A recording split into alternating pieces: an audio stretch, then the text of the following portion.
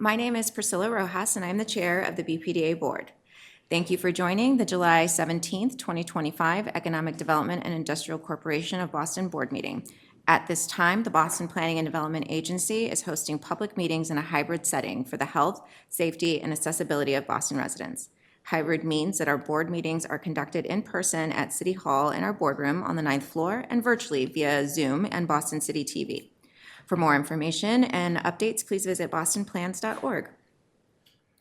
The Open Public Meeting Law requires that I notify the public that this meeting is being recorded. Please be aware that an audio and visual recording of this meeting is being made and broadcast by Boston City TV, which is a part of the City of Boston Office of Cable Communications at Xfinity Channel 26, RCN Channel 13, and Verizon Fios Channel 962. It is also being live streamed at boston.gov/cable. If there's anyone in the audience now who is recording the meeting, we ask that you please identify yourself. Okay, seeing none. All right, so we're going to start this meeting with the roll call. Ms. Bennett? Present. Mr. Shepherd? Present. And the chair, Priscilla Rojas, myself, is present. Okay, item number 1, request authorization for the approval of the minutes of the June 12th, 2025 board meeting. A motion is in order. So moved. Second. Roll call for a vote. Ms. Bennett? Aye. Mr. Shepherd? Aye. And the chair votes aye. Motion passes. Item number 2, request authorization to enter into a license agreement with Cablevision Lightpath LLC to install, maintain, and service appropriate infrastructure to provide internet, voice, video, and data services in the Raymond L. Flynn Marine Park for a period of 10 years, commencing August 1st, 2025, and ending July 31st, 2034, with 2 5-year extension terms. Dennis? Thank you, Madam Chair. Cablevision Lightpath is, as you said, a telecommunications provider offering internet, Ethernet, fiber, and the like. The Raymond L. Flynn Marine Park hosts an underground network of conduit, which is available for underground telecommunications needs. It's used throughout the park. We charge a reasonable fee for access to the underground conduit. It's currently $11.75 per linear foot. Lightpath wants to utilize approximately 585 linear feet, the length of almost 2 football fields, to service one of their customers in the Raymond L. Flynn Marine Park. We're proposing a 10-year license. The annual fee will start at $6,873 and increase 3% annually for the initial 10-year term. Over the term, we will receive just short of $79,000. And we're requesting permission to enter into a 10-year license with Lightpath for use of approximately 585 linear feet of conduit for a 10-year lease license. Excuse me. Okay, thank you. Any questions or comments from the board? All right, hearing and seeing none, a motion is in order. So moved. Second. Roll call for a vote. Ms. Bennett? Aye. Mr. Shepherd? Aye. And the chair votes aye. Motion passes. Item number 3, request authorization to extend a license agreement with the City of Boston Public Improvement Commission for Suite 401 at 12 Channel Street in the Raymond L. Flynn Marine Park for a period of 6 months ending December 31st, 2025. Dennis? Thank you, Madam Chair. Earlier in spring of 2025, the Public Improvement Commission approached the Planning Department in search of temporary office space which they could use while their accommodations within City Hall are being renovated. Due to time sensitivity of the repairs at City Hall, staff permitted, I'll use the acronym PIC, staff permitted PIC to move equipment and personnel into Suite 401 at 12 Channel Street under a 30-day license.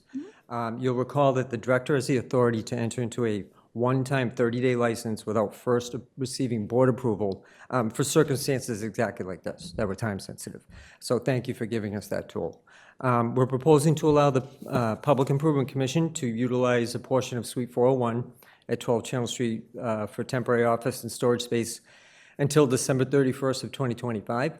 The project is anticipated to be completed by November, so we think that's a safe end date. However, since construction projects can occasionally be delayed, the term can be extended at the discretion of the director for up to an additional year. Okay. Probably in a month or 6-month increments, whatever is needed.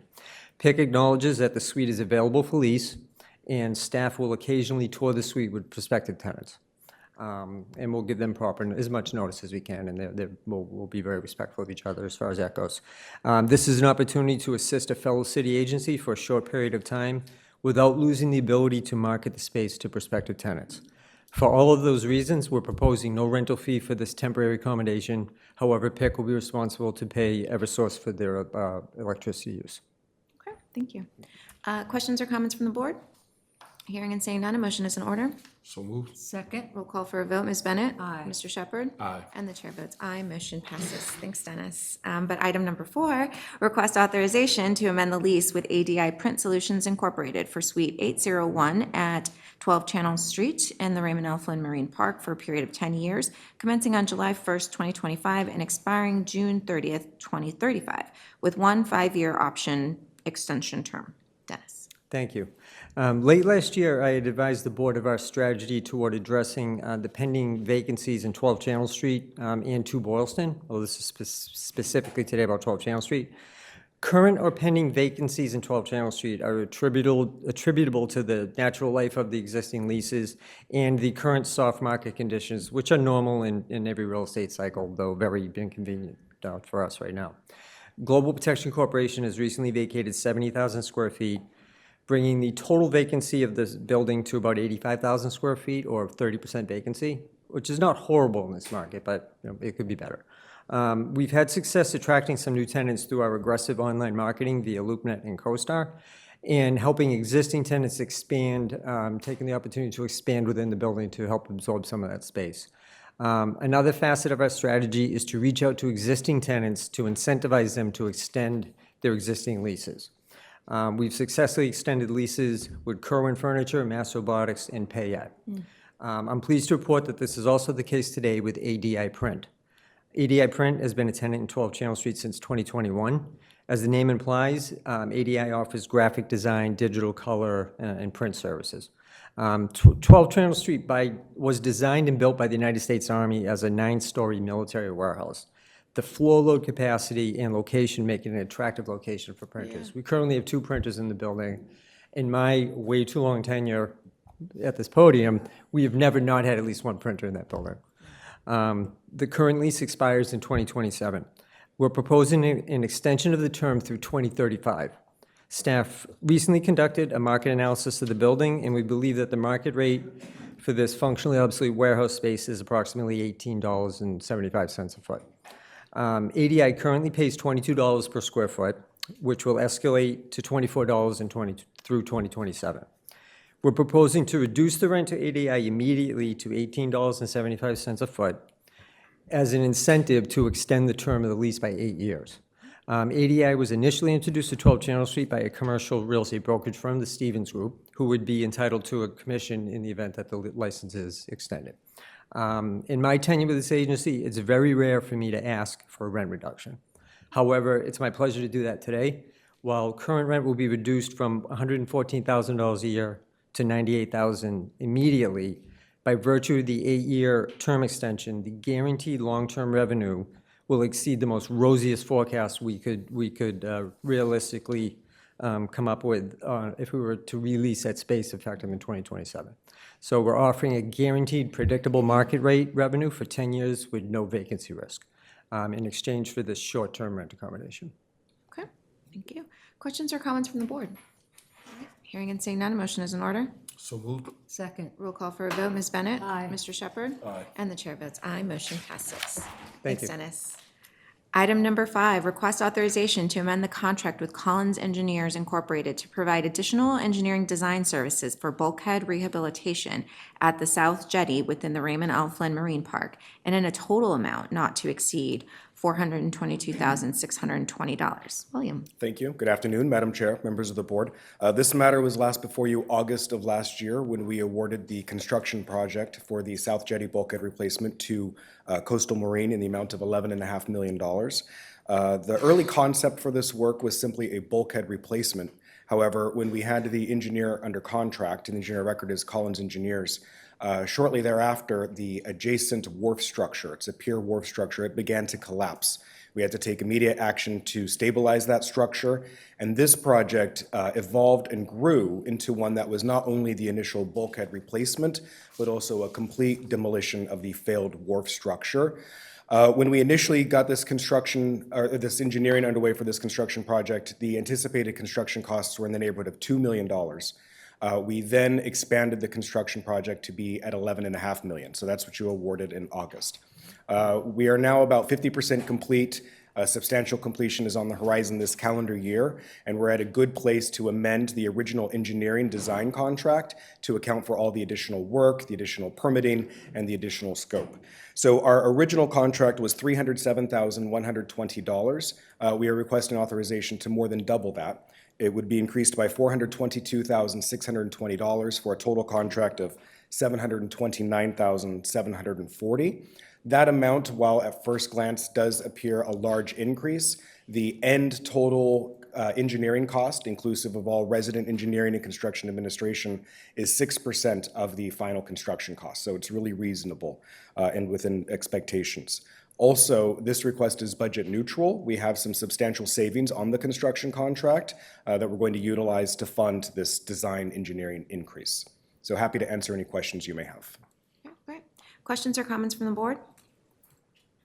Hearing and seeing none, motion is in order. So moved.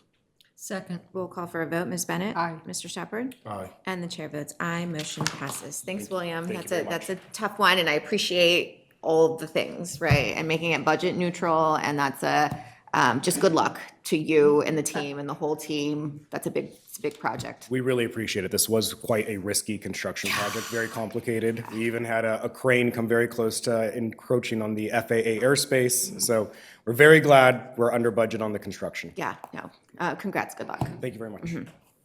Item number 6, request authorization to execute a contract with Aetna Fire Alarm Service Company for inspection, testing, servicing, and full preventative maintenance of fire alarm equipment in the Raymond L. Flynn Marine Park for a term of 3 years with 2 one-year extension term options, and for a total contract amount not to exceed $250,000. Chris? Good afternoon, Madam Chair, members of the board, Madam Secretary, Director Shen. I am here to present the awarded bid for fire alarm maintenance in the Raymond L. Flynn Marine Park.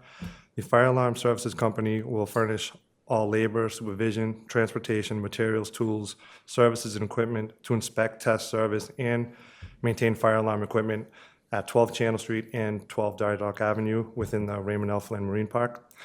In response to the IFB issued on June 2nd, 2025, the BPDA received and opened 2 responses on June 25th, 2025. Of the 2 proposals submitted, Aetna Fire Alarm Services Company was deemed to be highly advantageous overall because of their depth of experience in the fire alarm industry, including holding our previous contract for services. The resulting contract of $121,381 will be for the initial term of 3 years, or up to $250,000 if both one-year extension options are exercised. The contract will be funded through the BPDA fiscal year 26 operating budget and is considered an ongoing operation cost to ensure the safety of our visitors, employees, and tenants within our buildings. I'm happy to answer any of your questions. Okay, great, thank you. Any questions or comments from the board? Pretty straightforward. Okay, hearing and seeing none, a motion is in order. So moved. Second. Roll call for a vote. Ms. Bennett? Aye. Mr. Shepherd? Aye. And the chair votes aye. Motion passes. Thanks, Chris. Item number 7, request authorization to issue an invitation for bids for electrical repair and maintenance services at EDIC-owned properties for a term of 3 years with 2 one-year extension term options. Chris? Good afternoon again. I am here to request approval for the EDIC to be permitted to solicit bids pursuant to Chapter 30B of Mass General Laws to advertise a contract opportunity for electrical repair and maintenance of properties owned by the EDIC. The scope of services for this project will include furnishing all necessary labor, material, equipment, transportation, and services for electrical services. Generally, the assignments will be short-term and site-specific based on the BPDA's needs. The IFB will be publicly advertised with local newspapers on the BPDA's website, the statewide combine system, the state's goods and services bulletin, and through other channels as appropriate. The resulting contract will be awarded to the responsible and responsive bidder with the lowest total bid price for a term of 3 years with 2 single option years to be exercised at the sole discretion of the BPDA. Funding for this project will be from the BPDA's fiscal year 26 operating budget. The cost is not expected to exceed $300,000 for the initial 3-year term or $500,000 if we exercise both options. I'm happy to answer any questions. Okay, any questions or comments from the board? Hearing and seeing none, a motion is in order. So moved. Second. Roll call for a vote. Ms. Bennett? Aye. Mr. Shepherd? Aye. And the chair votes aye. Motion passes. Thanks, Chris. All right, item number 8, request authorization to execute a contract with Jewish Vocational Services for an employment and career pathways coordinator to provide technical support to the Greater Boston Climate Resilience Jobs Alliance partners for a 3-year term with 1-year extension term in an amount not to exceed $160,000. Jody. Thank you. Thank you, Madam Chair. My name's Jody Sugarman-Brozan. I'm a Deputy Chief in the Boston Worker Empowerment Cabinet, which includes the Office of Workforce Development. Today, I'm here to request authorization to execute a contract with the Jewish Vocational Services for consultant services providing support to the Greater Boston Coastal Resilience Jobs Alliance partners for up to 3 years in an aggregate amount not to exceed $160,000 during the first 3 contract years, and an option to renew the contract for 1 year as deemed necessary by the Director. I've been here a few times, but in August of 2024, the Economic Development and Industrial Corporation was awarded a $9.8 million Climate Ready Workforce Grant from the Department of Commerce, National Oceanic and Atmospheric Administration, or NOAA, for the City of Boston's Office of Workforce Development to create the Boston Climate Jobs Alliance, a coalition of 30-plus stakeholders, including training providers, educators, service providers, community engagement partners, climate experts, and employers. The Alliance's work is aimed at filling approximately 1,200 jobs committed by 13 employers in family-sustaining coastal and climate resilience occupations over 4 years. In February, at the February 13th board meeting, the Office of Workforce Development requested and received the board's authorization to issue a publicly advertised request for proposals to hire a contractor with expertise in outreach, job coaching, and development to ensure that the target audience, Boston's lower-income residents and residents of color, have access to the training, services, and jobs created through the Boston Climate Jobs Alliance. The RFP was issued on May 27th. 6 firms submitted proposals in response to the RFP. After a review of the technical and fee proposals received, Office of Workforce Development now seeks approval to select the recommended vendor. OWD recommends Jewish Vocational Services as the Employment and Careers Pathway Coordinator. JVS's proposal describes a clear and comprehensive plan that addresses and complies with all core elements and required submissions stated in the RFP and demonstrates a complete understanding of the key issues and objectives. Thank you. Okay, thank you. All right, questions or comments from the board? Just quickly on the, given that there are federal grants and things like that, how are we, has this been impacted at all, or are we still confident that we're getting like? This is a research grant, so it's not a cooperative agreement, and the Okay. funds are in our account at the Treasury. We are continuing to draw down. Okay, thank you for that. All right, if there are no other questions or comments, a motion is in order. So moved. Second. Roll call for a vote, Ms. Aye. Bennett? Mr. Shepherd? Aye. And the chair votes aye, motion passes. Thanks so much, Jody. Thank you. All right, item number 9, personnel, Mike? Thank you, Madam Chair, members of the board, Madam Secretary, and Director Shen. We have a number of items for your consideration on the EDIC agenda with the exact details included in the board memos. We have 1 contract in the Administration Division, Anthony Varani. We have 1 out-of-state travel request. And lastly, we have 1 resignation in the Real Estate Division, Corey Harris, Project Engineer. That's it. Answer any questions you may have. All right, any questions or comments from the board? Hearing and seeing none, a motion is in order. So moved.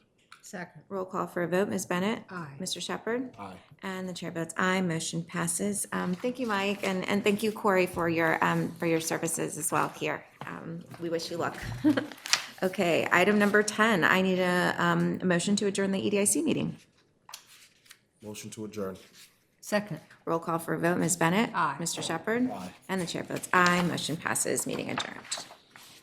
Okay, now, thank you for joining the July 17th, 2025 Boston Redevelopment Authority Board meeting. At this time, the Boston Planning and Development Agency is hosting public meetings in a hybrid setting for the health, safety, and accessibility of Boston residents. Hybrid means that our board meetings are conducted in person at City Hall in our boardroom on the 9th floor and virtually via Zoom and Boston City TV at the same time. So for more information and updates, please visit bostonplans.org. The Open Public Meeting Law requires that I notify the public that this meeting is being recorded. Please be aware that an audio and visual recording of this meeting is being made and broadcast by Boston City TV, which is a part of the City of Boston Office of Cable Communications at Xfinity Channel 26, RCN Channel 13, and Verizon Fios Channel 962. It's also being live streamed at boston.gov/cable. If there is anyone in the audience here that's recording this meeting, we just ask that you please identify yourself. And then we see none. Okay, so we're going to start this meeting with the roll call. Ms. Bennett? Present. Mr. Shepherd? Present. And the chair, I'm right here. So, item number 2, request authorization for the approval of the minutes of the June 12th, 2025 board meeting. A motion is in order. So moved. Second. Roll call for a vote, Ms. Bennett? Aye. Mr. Shepherd? Aye. And the chair votes aye, motion passes. Item number 3, request authorization to schedule a public hearing pursuant to sections 80A-2 and 80C-5.4 of the zoning code to be held on August 14th, 2025 at 5:30 PM or at a date and time deemed appropriate by the director, to consider the proposed development plan for planned development area number 146, 75 Mercy Boulevard for the first phase within the master plan for planned development area number 145, 35 through 75 Morrissey Boulevard in the Dorchester neighborhood of Boston. A motion is in order. So moved. Second. Roll call for a vote, Ms. Bennett? Aye. Mr. Shepherd? Aye. And the chair votes aye, motion passes. Item number 4, request authorization to schedule a public hearing pursuant to section 80A-2, 80B-5, and section 80D-5 of the zoning code to be held on August 14th, 2025 at 5:40 PM or at a date and time deemed appropriate by the director, to consider the proposed Northeastern University 2025 through 2035 institutional master plan, and to consider the 262 St. Botolph Street multipurpose athletic facility project as a development impact project. A motion is in order. So moved.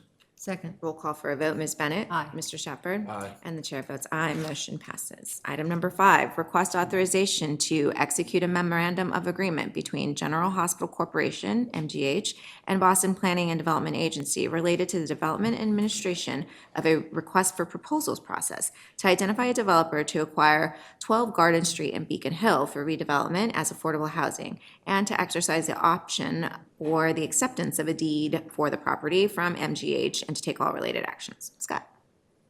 Thank you, Madam Chair and members of the board. I'm here to request authorization to execute a memorandum of agreement, or MOA, between the General Hospital Corporation, or MGH, and the BPDA related to the development and administration of a request for proposals process, or RFP, to identify an affordable housing developer to acquire 12 Garden Street and Beacon Hill for redevelopment as affordable housing.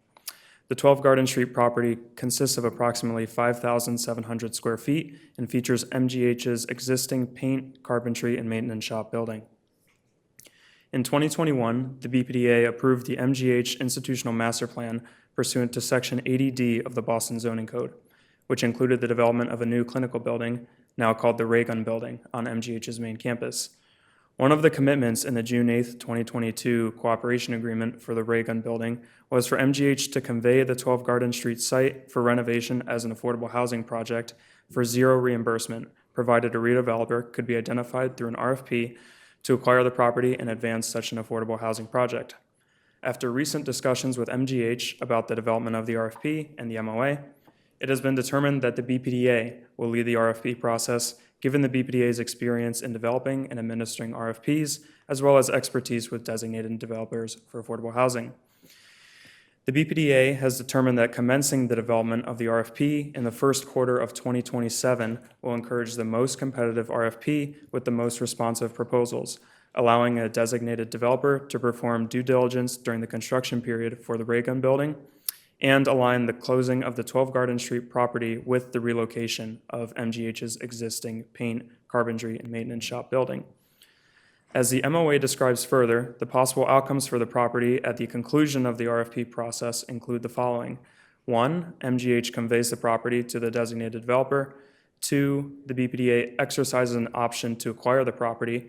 Or 3, at the conclusion of the RFP process, if a designated developer is not able to be identified or close on the property to advance the affordable housing project, and the BPDA does not elect to exercise the option in the MOA to take title to the property, in that case, MGH will retain the property but cease using it for institutional uses. While developing the MOA, MGH has held community meetings to update the public, including the June 17th biannual community forum, where MGH answered questions and provided updates on the status of the RFP process and the MOA. Therefore, staff recommend that the BPDA enter into an MOA with MGH related to the development and administration of an RFP to identify an affordable housing developer to acquire 12 Garden Street in Beacon Hill for redevelopment as affordable housing. Okay. Thank you, and I'm happy to answer any questions. Thank you. Thank you. Questions or comments from the board? All right, hearing and seeing none, a motion is in order. So moved. Second. Roll call for a vote, Ms. Bennett? Aye. Mr. Shepherd? Aye. And the chair votes aye, motion passes. Thanks, Scott. Item number 6, request authorization to extend the final designation status to Windale Developers Incorporated as developer of 12 urban renewal parcels for a period of 3 months until October 31st, 2025, through the Neighborhood Homes Initiative, located on Hallworthy and Hollander Streets in the Washington Park urban renewal area, project number Mass R-24 in the Roxbury neighborhood, and to execute a deed and land disposition agreement. Yoon. Thank you, Madam Chair, members of the board. The Hallworthy and Hollander disposition site consists of 12 BPDA-owned parcels comprising of 75,216 square feet of vacant land in the Washington Park urban renewal area in Roxbury. The request for proposals for this property was developed in collaboration with the Mayor's Office of Housing as part of the Neighborhood Homes Initiative to promote homeownership opportunities in the Garrison Charter community. The proponent, Windale Developers, Inc., has proposed approximately 32,200 gross square feet of new residential space consisting of 3 single-family homes, 8 side-by-side townhomes, and 2 two-family homes. Of the 23 units, 16 will be for affordable homeownership, 5 will be market rate ownership, and 2 will be market rate rental units. The affordable homes are evenly distributed between 80% and 100% AMI. So the developer received final designation for this property in November 2023 and 1 extension of 3 months in April 2024. Since the last designation, the developer has secured a construction loan commitment. They received additional MOH funding for the increased contingency, obtained permits, and actually already commenced public right-of-way improvements. The closing calls for financing has actually already begun for this project, but as affordable homeownership closings can take several months, I am here to request another extension to accommodate the schedule. So during this extension period, the developer will finalize the financing and execute the land disposition agreement and deed. So at this time, I would like to request that the board extend the final designation to Windale Developers, Inc. for an additional 3 months through August 31st, 2025, by which time we anticipate transferring the property. And yeah, there you go. Thank you, and happy to answer any questions. Yeah, sounds good. Questions or comments from the board? All right, hearing and seeing none, a motion is in order. So moved. Second. Roll call for a vote, Ms. Bennett? Aye. Mr. Shepherd? Aye. And the chair votes aye, motion passes. Thanks, Ian. Thank you. All right, item number 7, request authorization to extend the tentative designation status of the HYM Investment Group LLC and My City at Peace LLC as the redeveloper of parcel P3 in the Campus High School urban renewal area, project number Mass R-129 in the Roxbury neighborhood for a period of 6 months until January 31st, 2026. Ben? Good afternoon, and thank you, Madam Chair, members of the board. The BPDA board tentatively designated the HYM Investment Group LLC and My City at Peace LLC to be the redeveloper of parcel P3 in the Campus High School urban renewal area in the Roxbury neighborhood in January 2023. Their status has been extended since that time till now. These entities proposes a development that includes approximately 466 housing units, 308 of which are planned to be income restricted. These units will be for families with incomes at or below 30 to 100% AMI. 282 units are proposed to be rental and 184 for home ownership.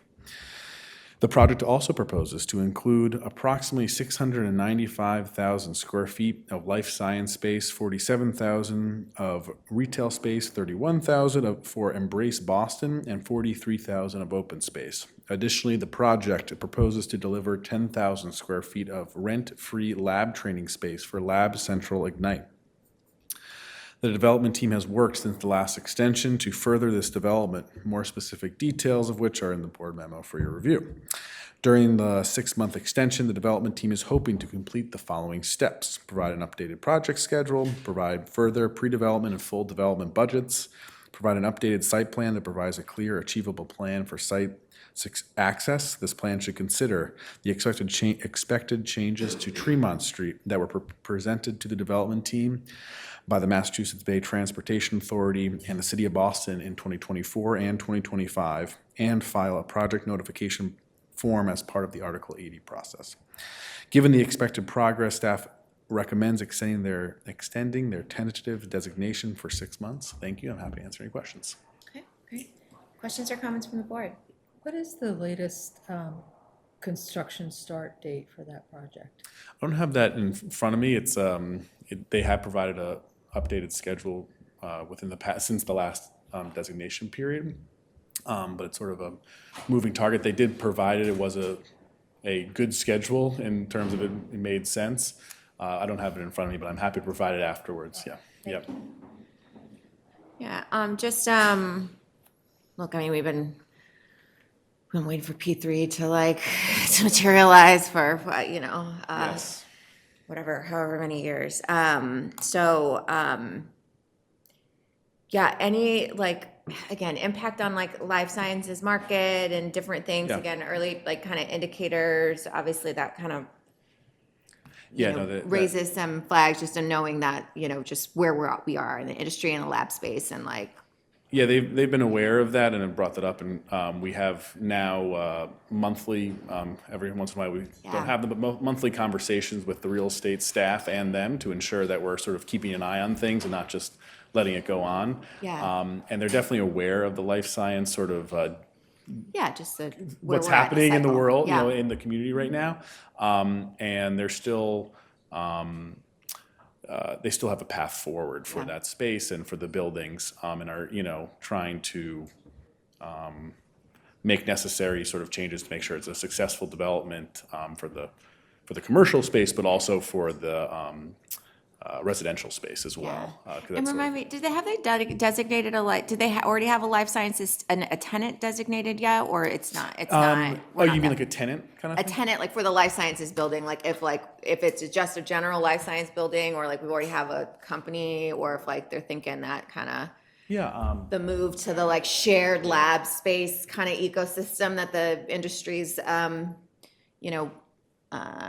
Yeah, that's a great question, Madam Chair, and yeah. a great question by Member Bennett as well. So for the record, Devin Quirk, Deputy Chief. So as Ben mentioned, we meet with the team very regularly. The obvious most difficult part for the development is the life science buildings, and the life science building cross-subsidizes the homeownership building. They also are partnered with Madison Park on a rental affordable building, which is a pretty traditional component of the development, and that we expect that to move fully ahead. Really, to your question about timeline, their next step is to file for Article 80. So we're setting them up to file for the most appropriate project, and that might need to include some modest changes, but that's the discussion that we continue to have with them. The director and I are going to meet with, and Ben are going to meet with them as soon as next week to discuss that. So I appreciate the attention. We feel it very closely ourselves too. We need to get something done for Roxbury at this site. Unfortunately, the lab market is what it is, so we need to figure out the right path forward given that constraint. Yeah. And I have seen a lot of innovation as far as, again, that shared lab space thing, or just different ways of that the life sciences market is responding to that, and understanding the long life cycle of life sciences and different things. But I appreciate the challenge, and I'm And I'd also add that the developers, what are part of their core pitch and presentation is the proximity to Longwood of this site, and so that it's not just lab space too. It could be potential hospital space or healthcare space. So there's a lot of opportunity. It's transit located. It's job creating. There's so much we can do with this, but we got to find the right marketable use and find the right tenant for that use to make it really go forward. Awesome. Well, good luck. But any other questions or comments? I know P3 for a long time. We're good. We'll keep working on it. Yeah. No, we're rooting for you. So, no other questions or comments? A motion is in order. So moved. Second. Roll call for a vote. Ms. Bennett? Aye. Mr. Shepherd? Aye. And the chair votes aye. Motion passes. Thanks, Ben. Item number 8, request authorization to extend the tentative designation status of Powerhouse CNY LLC to facilitate the long-term lease of Building 108 in the Charlestown Navy Yard for a period of 6 months until January 31st, 2026. Scott. Thank you, Madam Chair and members of the board. I'm requesting an additional 6-month extension to the tentative designation of Powerhouse CNY LLC for the development and long-term lease of Building 108 in the Charlestown Navy Yard. Building 108 was a vacant building of approximately 32,000 square feet that previously served as the central power plant of the Charlestown Navy Yard. The abatement and demolition of the former building was substantially completed in spring of 2023. In October 2020, the Planning Department received 2 proposals in response to the redevelopment RFP for the site. The proposal submitted by Powerhouse CNY LLC was determined to be the most highly advantageous for its ability to execute the project presented, its design and development program, its diversity and inclusion plan, and its financial offer. On February 11th, 2021, the board approved the tentative designation of Powerhouse CNY for the redevelopment of Building 108. Most recently, in January of this year, the board approved a 6-month extension of the developer's tentative designation status.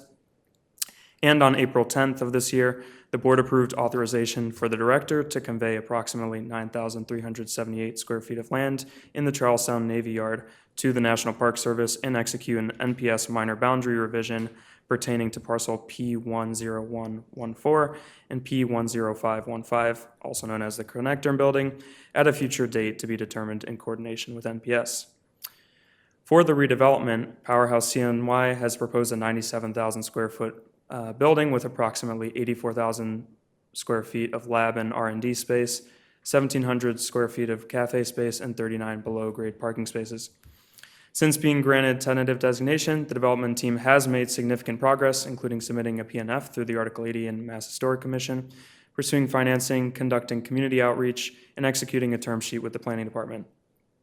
During the next tentative designation extension period, Powerhouse CNY will finalize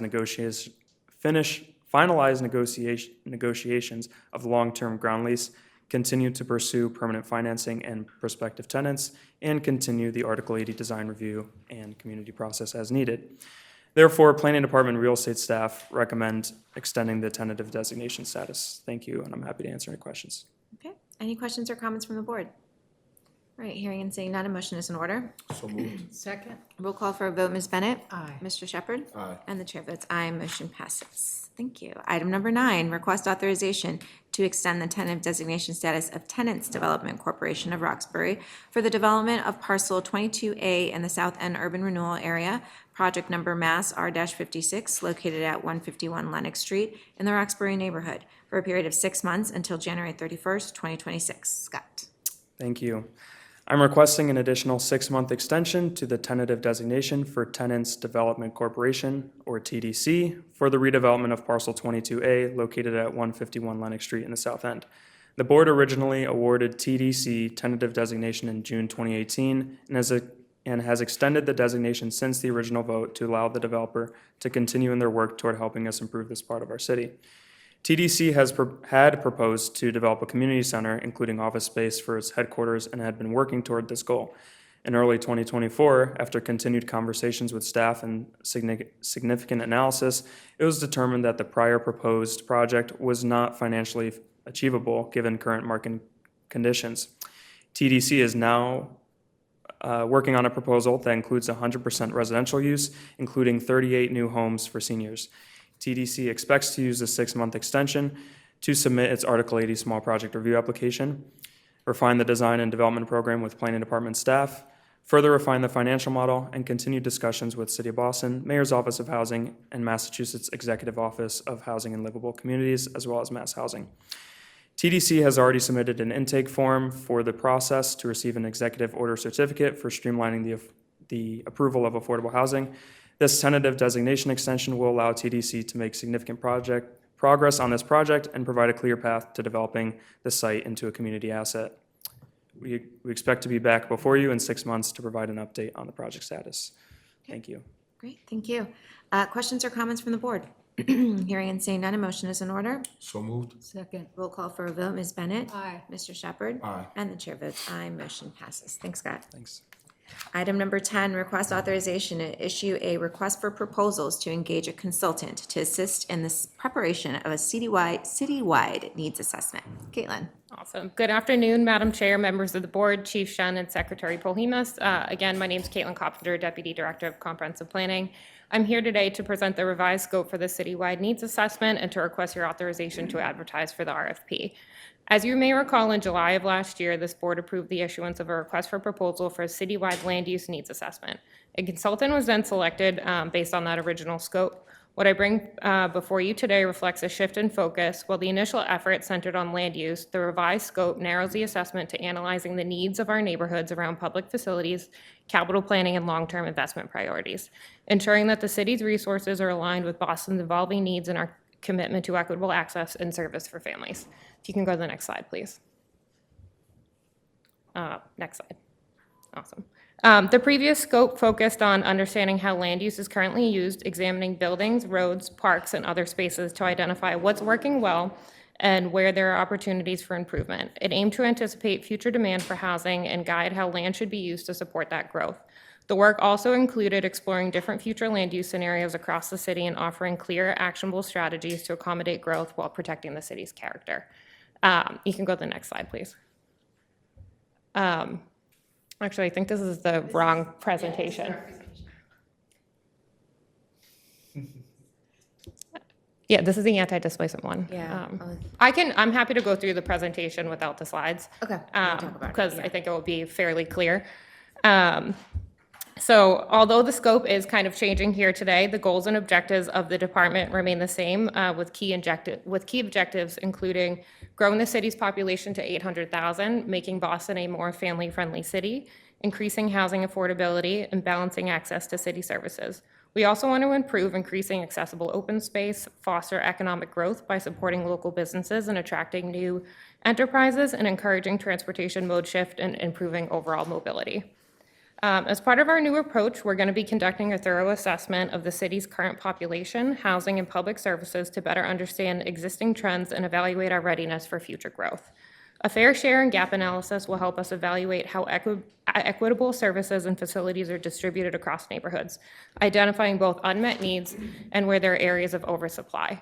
To complement this, we're going to deploy a statistically relevant citywide survey to affirm neighborhood-level needs from the perspective of different residents.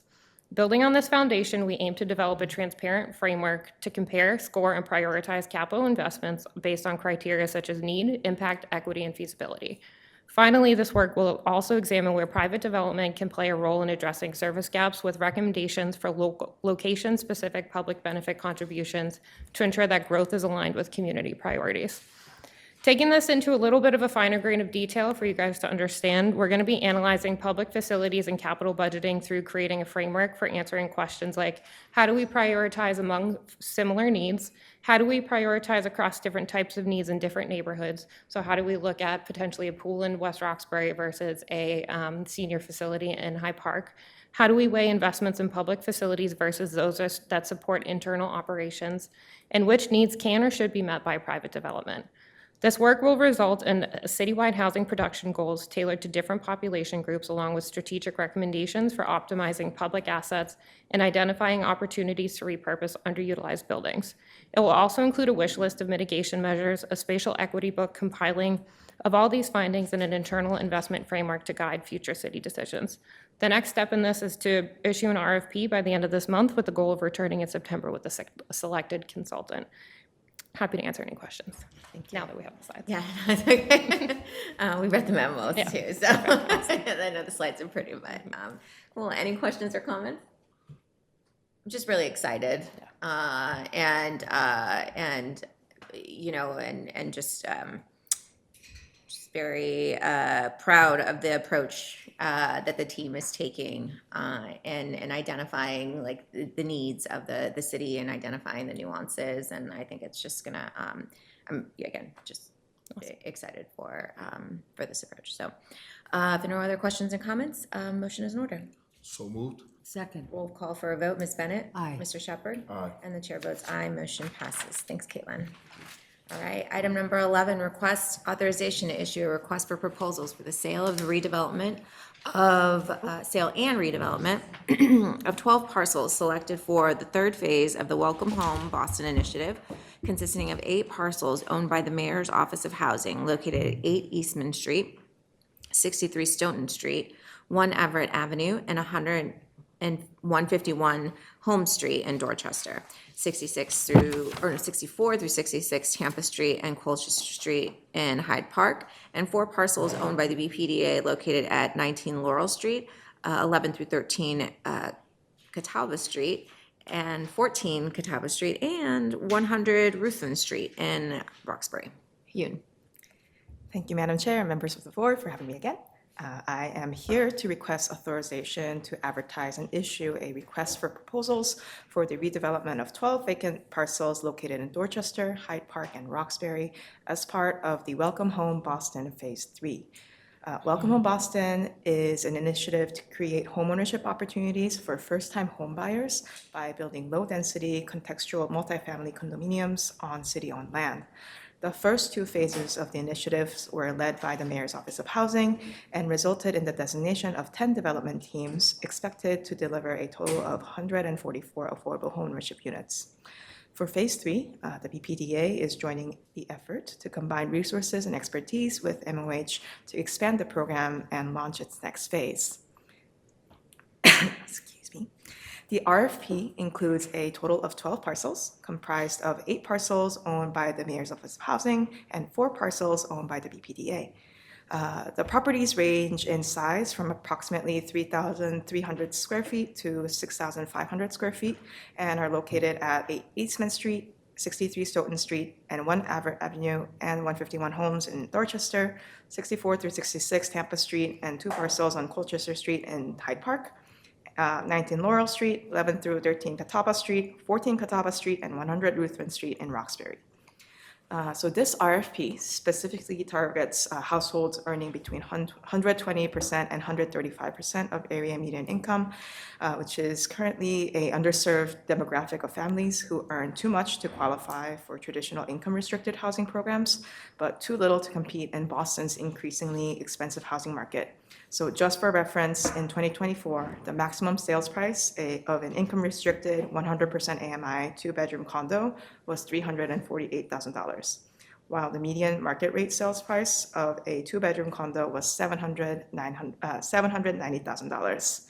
So just looking at those gaps, the Phase 3 aims to help bridge this wide gap by offering the parcels at a nominal fee of $100 each, which was the case for the first 2 phases.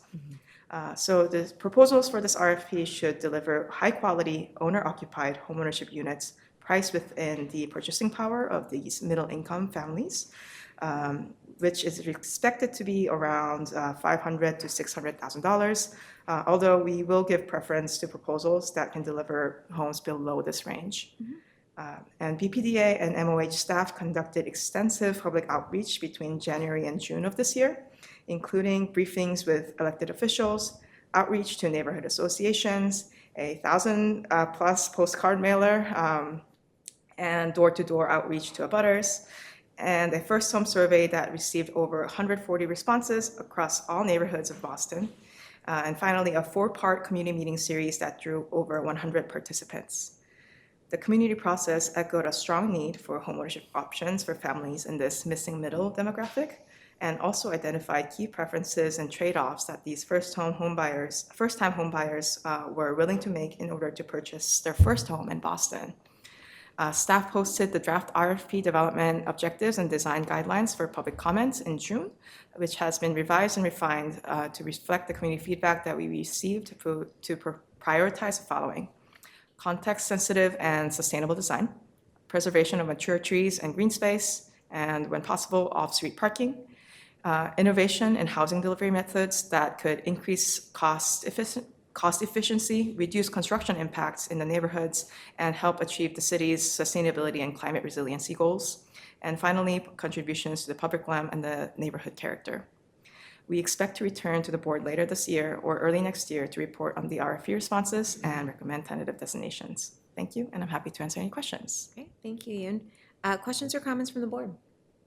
Just great to see. I'm saying, I agree, through the chair. Great to see, I think it can help keep a certain, financial demographic to stay in the city and kind of coincides with the last, presenter as far as trying to keep the numbers of Boston residents in Boston, so I think it's a great idea. Yeah, and I like the design guidelines and you know, again, focusing on that first-time home buyers and like putting in those things to kind of discourage flipping and different things like that of like, you know, this is, you know, what we're intending, you know, for this, yeah, these opportunities. So, great. All right, I have no further questions or comments. Motion is in order. So moved? Second. Roll call for a vote. Ms. Bennett? Aye. Mr. Shepherd? Aye. And the chair votes aye. Motion passes. Thank you, Ian. Thank you very much. Item number 12, request authorization to issue an invitation for bids for citywide maintenance services at properties owned by the Boston Redevelopment Authority for a term of 3 years with two one-year extension term options. Chris. Good afternoon. I am here before you today to request that the BRA be permitted to solicit bids pursuant to Chapter 30B of Mass General Laws to advertise citywide site maintenance services at our BRA-owned properties. This IFB will include a combination of scheduled and as-needed services at properties across Boston, such as periodic maintenance of grass, shrubs, weeds, and miscellaneous plant growth, including mulching, removal and proper disposal of trash and debris, including emptying trash barrels, weekly maintenance of the Blair Lot parking lot in Roxbury, which is used for both local businesses and community events, and the Terminal Street boat ramp in Charlestown. The resulting contract will be awarded to the responsible and responsive bidder with the lowest total bid price. The awarded contract will be for a term of 3 years with 2 single option years to be exercised at the sole discretion of the BPDA. Funding for this project will be from the BPDA's fiscal year 26 operating budget. The cost is not expected to exceed $600,000 for the initial 3-year term, and if both one-year options are exercised, the total cost of the contract is not expected to exceed $1 million. Thank you, and I'm happy to answer any questions. Okay, questions or comments from the board? Hearing and seeing none, a motion is in order. So moved? Second. Roll call for a vote. Ms. Bennett? Aye. Mr. Shepherd? Aye. And the chair votes aye. Motion passes. Thanks, Chris. But don't go. Yep, Item two number more. 13, request authorization to issue an invitation for bids for electrical repair and maintenance services at properties owned by the Boston Redevelopment Authority for a term of 3 years with 2 one-year extension term options. Chris. Good afternoon. I am before you today to request approval for the BRA to be permitted to solicit bids pursuant to Chapter 30B of Mass General Laws to advertise a contract opportunity for electrical repair and maintenance of properties owned by the BRA. The scope of services of this project will include furnishing all necessary labor, materials, equipment, transportation, and services for electrical services. Generally, the assignments will be short-term and site-specific based on BPDA needs. This IFB will be publicly advertised with local newspapers on the BPDA's website, the statewide combine system, the state's good and services bulletin, and through other channels as appropriate. The resulting contract will be awarded to a responsible and responsive bidder with the lowest total bid price for a term of 3 years with 2 single option years to be exercised at the sole discretion of the BPDA. Funding for this project will be from BPDA's fiscal year 26 operating budget. The cost is not expected to exceed $300,000 for the initial 3-year term or $500,000 if we exercise both one-year options. Thank you, and I'm happy to answer any questions. Okay, questions or comments from the board? Hearing and seeing none, a motion is in order. So moved? Second. Roll call for a vote. Ms. Bennett? Aye. Mr. Shepherd? Aye. And the chair votes aye. Motion passes. Item number 14, request authorization to execute a contract with SJ Services Incorporated for cleaning and maintenance of the China Trade Center located at 2 Boylston Street for a term of 3 years with 2 one-year extension term options and in a total contract amount not to exceed $1,099,780. Chris. Good afternoon. I am here to present the awarded bid for janitorial services at the China Trade Center located at 2 Boylston Street. The commercial janitorial company will be responsible for furnishing all necessary labor, material, equipment, and related services necessary to clean and maintain the China Trade Center, as well as to clean, maintain, and remove snow from the adjacent Liberty Tree Plaza.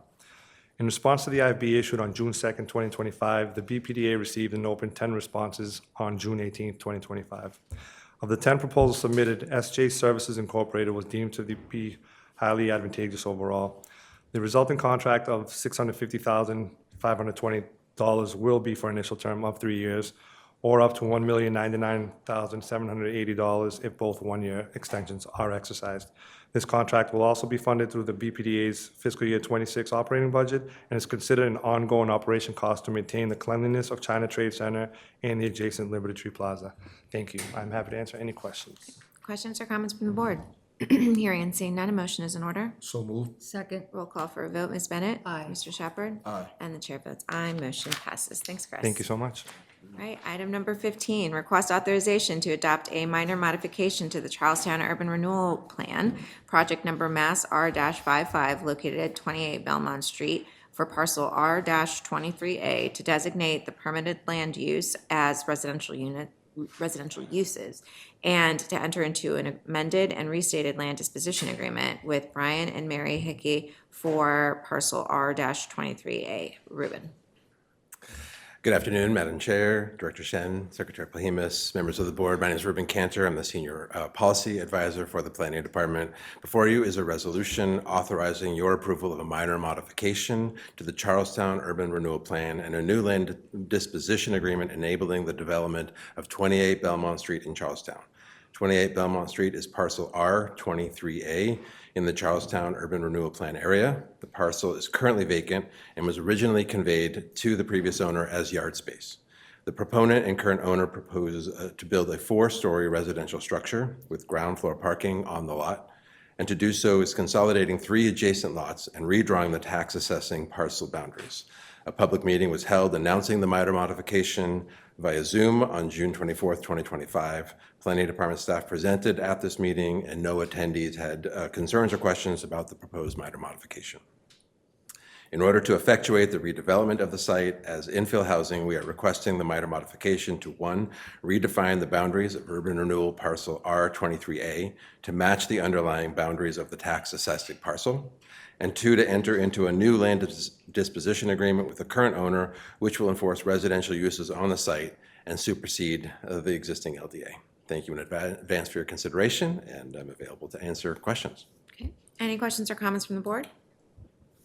Hearing and seeing none, a motion is in order. So moved. Second. Roll call for a vote. Ms. Bennett? Aye. Mr. Shepherd? Aye. And the chair votes aye. Motion passes. Thanks for voting.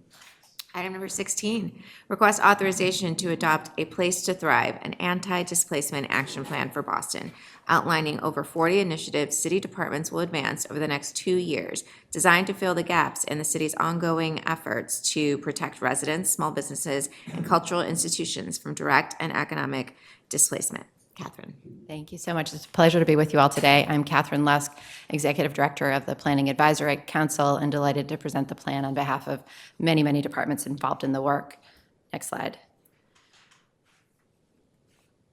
Next slide.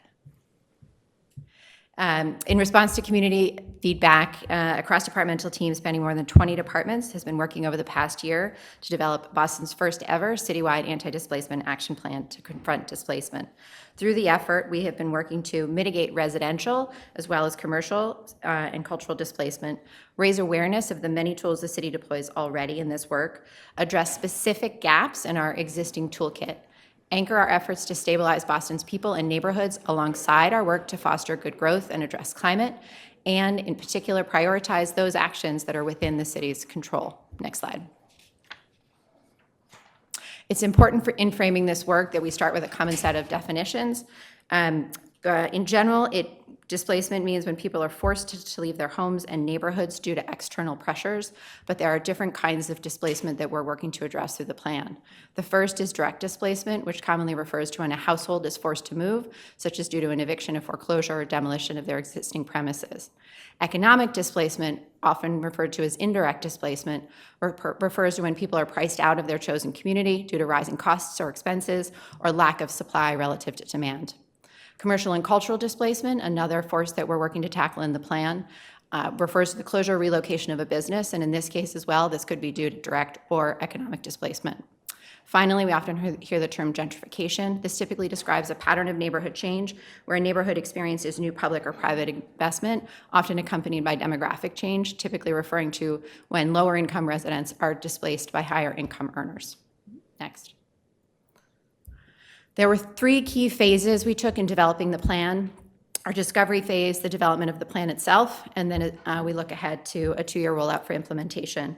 Through the discovery phase, we heard from over 23 Bostonians about a whole range of concerns and priorities, which we shared publicly as part of our community priorities report. We also did an internal assessment of our existing tools and shared that publicly with a progress report on how those tools are working today. As part of the action plan, we released a draft plan in March 2025, followed by a comment period, and then released a final plan earlier this week. Alongside the draft plan, the city also released its first ever dynamic direct displacement risk map to understand residential displacement risk at the census block group level. Ahead of us is a 2-year rollout with a 1-year progress report due next summer. Next. I mentioned already one phase of our community listening, but there were in fact 2. The first is part of our discovery phase. Next slide. The first is part of our discovery phase. We analyzed constituent feedback representing more than 2,300 Bostonians, over 1,000 pages of comments and feedback heard over the last 3 years across every corner of the city and through many, many different planning efforts, both initiatives hosted by the planning department and those of our colleagues in other committees and departments. We also sought input through community meetings, workshops, and surveys. We heard both anxiety around economic and direct displacement. We heard anxiety everywhere in Boston, both across income levels and in all neighborhoods. We heard very clearly from our residents their concern about residential, but also small business and cultural displacement, which is why we've sought to address both through the plan. We also heard demand for more housing, again, in all corners of the city, but also an understanding that growth can be a source of anxiety for our residents and a sense that new development is not always for people like them. We heard a desire for more protections, and because we're Bostonians and we are very attached to our neighborhoods, often those protections were about opportunities to stay or return to one's neighborhood.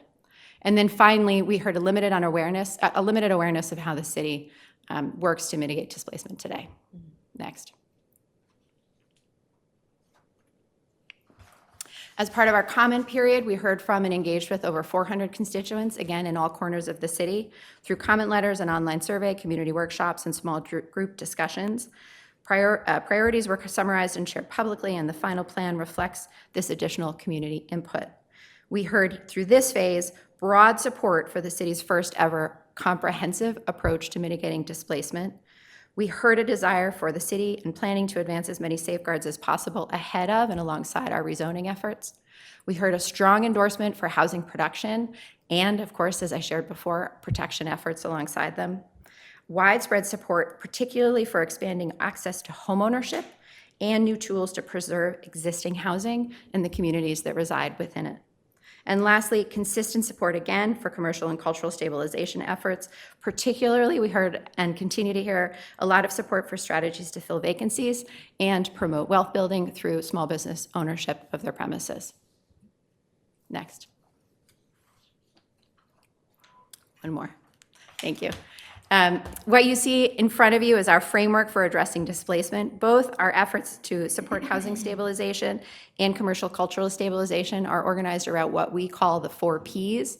We are working through these 4 goals to protect residents, preserve existing structures, produce new housing and small business space at a range of incomes, and support and promote prosperity. Next. Some of the key initiatives I'll share with you very quickly. There's a lot of detail in the plan. The first is our goal to protect renters and low-income homeowners from displacement. Some of the priorities laid out in the plan include expanded condominium conversion protections, a new proposed direct displacement disclosure as part of the Article 80 process, which we'll bring back to the board next month for further discussion, a new proposed application portal to make it easier to apply for income-restricted housing, a new eviction prevention action plan developed in concert with and alongside many important community stakeholders and landlords. And lastly, we heard loud and clear a desire for greater stabilization supports for our older renters in Boston. Next. When it comes to preserve, we are working to make sure our affordable public and private housing stays affordable. Some of the priorities in the plan include the city's support for the tenant opportunity to purchase legislation pending before the legislature, the new Boston Acquisition Fund, the revolving loan fund supported by the Mayor's Office of Housing, and our intention to explore the good landlord tax credit, which is a new power granted to the city by the state legislature. As we think about producing more housing, some of the priorities laid out in the plan are really critically important housing accelerator fund to provide gap financing to projects that are shovel-ready, and expanded office to residential conversion program to now enable workforce and student housing to be part of that important initiative. And as we think about promoting the prosperity, we're working to build wealth through homeownership, workforce development, and financial empowerment. Some of the priorities laid out in the plan are the co-purchasing home buyer program, developed again by the Mayor's Office of Housing, and financial planning and estate planning workshops for older adults to ensure that their wealth and assets, such as their home, can stay in the family. As we think about our commercial and cultural stabilization tools and our priorities related to protect, we are particularly focused on protecting anchor small businesses and cultural enterprises through site finding assistance and space readiness, particularly to activate vacant spaces. The Article 80 direct displacement disclosure I already mentioned will apply both to residential tenants as well as commercial and cultural tenants. And then there's support as well for expanded small business tax exemptions as part of the tax relief filed before the legislature. As we think about preservation, we're working to preserve and improve physical spaces and places that are significant to community. Some of those priorities in the plan include recognizing areas of historical and cultural significance and affirmative cultural zoning to preserve and legalize priority uses such as entertainment venues. As we work to produce more affordable and market rate commercial and cultural spaces in priority areas, some of the priorities in the plan, including our work on accessory commercial unit zoning to legalize backyard businesses in more areas of Boston, which is part of the existing work to expand ADUs, and work by our colleagues in the Mayor's Office of Arts and Culture to do a comprehensive evaluation of infrastructure and space needs for art, civic, and cultural uses so that we can better match those needs with future development. And lastly, with regard to prosperity, some of the priorities in the plan include the work of our colleagues in the Office of Economic Opportunity and Inclusion to advance a commercial acquisition assistance program to support wealth building by enabling small business owners to buy physical buildings for to operate their businesses, and exploration of a new funding model for community wealth building through different forms of financing. That was a lot, and to be clear, as I referenced some of our other colleagues and other cabinets, this plan was developed in concert with and in very close partnership with and will be implemented by many cabinets all across the city. A few of our next steps to share with you. All materials are publicly available on boston.gov/anti-displacement. We have published the final plan, again revised based on feedback received during our comment period. It's a 2-year rollout of the plan, although many items in it are in motion already, some very well underway and have been before this board previously. And the public's progress report, which we've committed to, will be shared at the end of the first year in summer of 2026. Thank you so much. Happy to take questions. Awesome. Questions or comments from the board? Thanks, Catherine. This is great to see. Fantastic. I'm sure it was a lot of work for everybody. Can you just talk a little bit about how you see this or what the plan is for sort of landing this within various city departments and processes? So for instance, zoning or squares and streets and, other fair housing reviews of projects and things like that, where things could be strengthened with elements of this report. How do you see that happening? So I would say behind the scenes, all of these pieces have been moving forward in concert. And what the plan really represents is, as an entire administration, our public work plan for all of the work that individual cabinets and departments will be working to advance collectively. Related to pieces like squares and streets, what I didn't get into is the section of the plan focused on implementation. So some of the pieces that our team have been working on with the comprehensive planning team is really to integrate into the squares and streets process more intentional and well-informed listening with community that also brings together all of the knowledge that's been generated by the plan. So both training our planners to help them understand all the existing tools and the new tools that we're working to advance, and new methods of engaging and listening to community to help both educate them on what those tools are, We hope foster a greater sense of agency so that people feel better informed to advocate for themselves and their neighbors. And then also working all the way through as we draft the plans to make sure that their priorities, whether it's drawing on the existing tools we have and the new ones that we're adding, or ones that may come online in the future, that those are now integrated fully into the planning process. Thanks, that's great. Yeah, thanks. Look, it's been amazing to watch the phases of this go through, and to see it here. I just want to thank and commend the cross-departmental teams that are helping to pull this together. The time and care taken to define displacement and the nuances of that so that we can have a nuanced response to each type of displacement. That just goes like it's so important and not an easy thing to do, but you make it look really easy when it's all pretty and the thing and the P's and all of that, right? Like, it was a pleasure to, and a very enjoyable, listen over the weekend. I'm more of an auditory learner, so I just kind of have the, use some of the accessibility tools to listen to it, but it was really just exciting to see and to hear, and then to also kudos all over the place with the communication and the framework, right? Like, yeah, it's 4 Ps and it's, great. I love alliteration, right? But it really did, the comms is really great down to the graphics of it's a house, like that's really, I just think it's really great work. I'm excited to see this going forward. So I just want to make sure that I take time to, kudos it up for everybody with that. But if there are no other further questions or comments, I believe a motion is in order. So moved. Second. Roll call for a vote. Ms. Bennett? Aye. Mr. Shepherd? Aye. And the chair votes aye. Motion passes. Thank you so much. Okay. Awesome. Item number 17, request authorization and petition the zoning commission to adopt text amendments for Articles 80, 81, 28, and 2 that will implement changes to development review procedures, corrected outdated language, introduce existing practices not codified previously, and to update the Boston Civic Design Commission review thresholds and procedures. Nupur. Good afternoon, members of the board, Secretary Polhemus, Director Shen. My name is Nupur Monani. I am the Senior Deputy Director for Development Review, and over the last 2 years have been leading the Article 80 modernization project. We were last before you a few months ago to bring a set of operational improvements for an informational update to sort of bring you up to speed on the operational improvements we're making to start implementing pieces of the Article 80 action plan that was released earlier this year.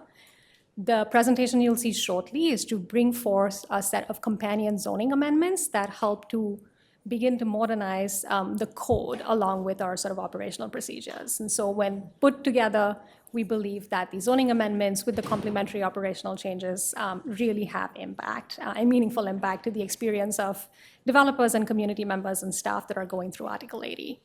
I should also mention, this is the most substantive set of zoning changes that are being proposed to Article 80 since it was first adopted in 1996. And we believe that they're very exciting and pave the way for greater reform in the future. So with that, I'll turn it over to Kevin, who is the project manager for modernization, to walk through the specific changes themselves. Thank you. Perfect. Thanks, Nupur. I'm Kevin Crossley, the project manager for the modernization project. I'm here today to request authorization to petition the Zoning Commission to adopt the text amendments that you just read. And I'll take a few minutes to walk through on these slides the specific changes that are included in those. So like Nupur said, this has been a 2-year process to get here. On the next slide, you'll see a snapshot of some of the deliverables that have gotten us here along the way. The action plan from September of last year, the early action supplement we discussed in April, and then today, the draft zoning amendments. These zoning amendments were initially released on May 2nd. We had a 45-day comment period along with some office hours and 2 public meetings. The final draft of the zoning was released July 11th. On the next slide, please. The strategy behind these zoning changes is trying to accomplish these three things. First, to make the code easier to use. Hopefully on the next couple slides, you'll see a couple places where we've tried to do that. Make it more consistent with the way we actually work today in development review, make it more consistent with existing practice, and to set it up for future reforms down the road. This is an important first step, but it is a first step. So on the next slide, please.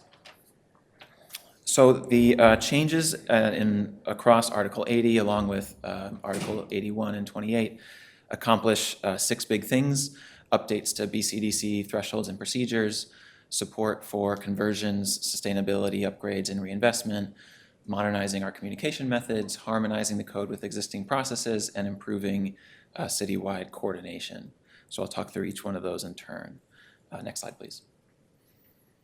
For BCDC, there's 3 big parts to this change. The first is increasing the threshold of review from today's 100,000 square feet to 200,000 square feet, changing the recipient of BCDC recommendations from the mayor to us here at the planning department, and migrating the procedures to a different zoning article so it's easier to find. This will be paired with a new set of bylaws for the commission that will clarify their procedures and update the public participation process. This package of change to BCDC we think is really important because it helps build more housing and helps us do it more quickly and more efficiently. The Civic Design Commission actually predates Article 80, and so now the function and the robust function we have at the Planning Department of Urban Design, and we have very skilled architects and urban designers. There's a need to kind of make sure that those functions are coordinated and lined up. So this change helps accomplish that. We did a analysis of 5 years of past projects that went through BCDC review, and we found that 75% of the housing projects that were reviewed by BCDC were under this proposed thresholds of 200,000 square feet. So we think this is a really helpful change to help speed up the approval of housing projects. A quick thing to note, we are continuing to keep the existing kind of discretionary trigger for determining a project of special significance. That's an existing pathway we're keeping to make sure that if there's a really unique opportunity to review a project below this threshold, we're preserving that option for the commission. Okay, next slide, please. So that's the BCDC changes. There are other changes in Article 80. The set on this slide we think help support the kinds of conversions, reinvestment, and revitalization of existing buildings that has been a priority of the city and a priority of this department. The first is to update the substantial rehabilitation procedures to exempt interior renovations from a full Article 80B review. We are introducing a new notification requirement for those projects, but again, if there's no impacts, if it's entirely interior to the building, we think it's appropriate that it's just a notification, not a full review. Similarly, we're proposing a change to increase the threshold of review for some institutional renovations, again, for similar reasons. One thing we've heard from our institutional partners is that a lot of the sustainability upgrades they want to make to modernize some of their facilities would really benefit from a streamlined review. So we think this is a helpful change to make those types of upgrades easier. Finally, there's an update to the linkage process. We're proposing to tie the linkage payments to use rather than zoning relief, and clean up some of the kind of ambiguity in the process today, so we can be really clear that linkage eligible projects that change their use within 15 years don't have to double pay. They only would pay the difference in rates if there is a difference. And then after 15 years, the full rate would apply. So again, we think these changes as a whole really help support the kind of conversions and reinvestment that we're excited to see in the city. Next slide, please. Some other changes we're making regard communication methods and notifications requirements.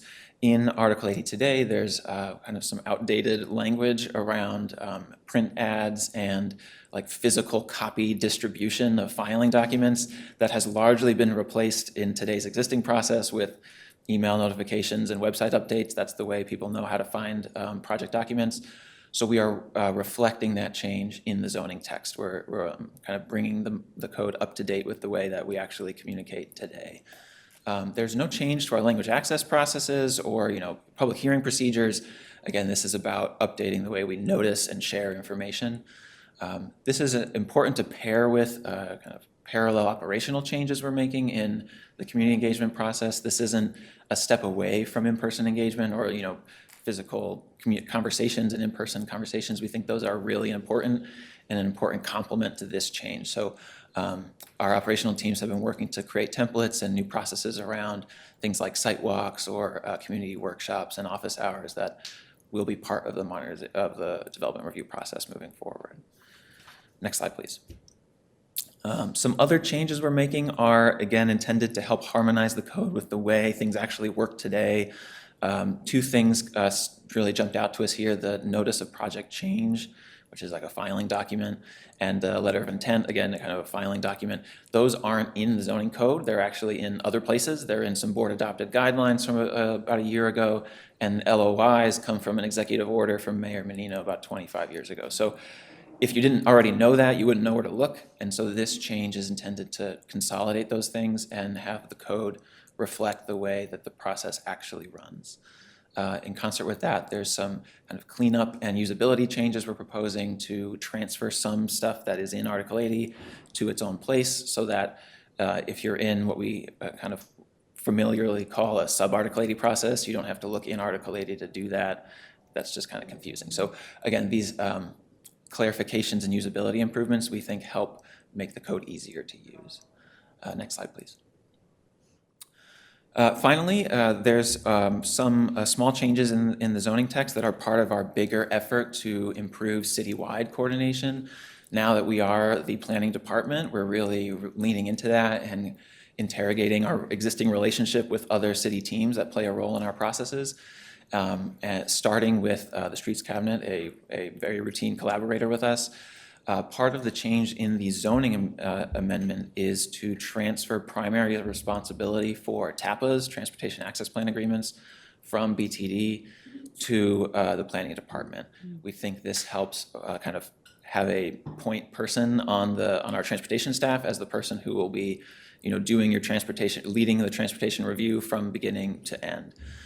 This is kind of one little piece of a zoning change that is part of this larger effort to really tackle the post-board process as well as the BPDA board vote process. And we're excited to continue making kind of incremental steps to improve that process as we go. Next slide, please. So just to wrap up, like Nupur said, zoning is one piece of the puzzle. The operational changes we're making is another piece of the puzzle. All of this is part of our early actions, the things we're implementing now as a part of modernization to start to make the process feel a little bit different and work a little bit better.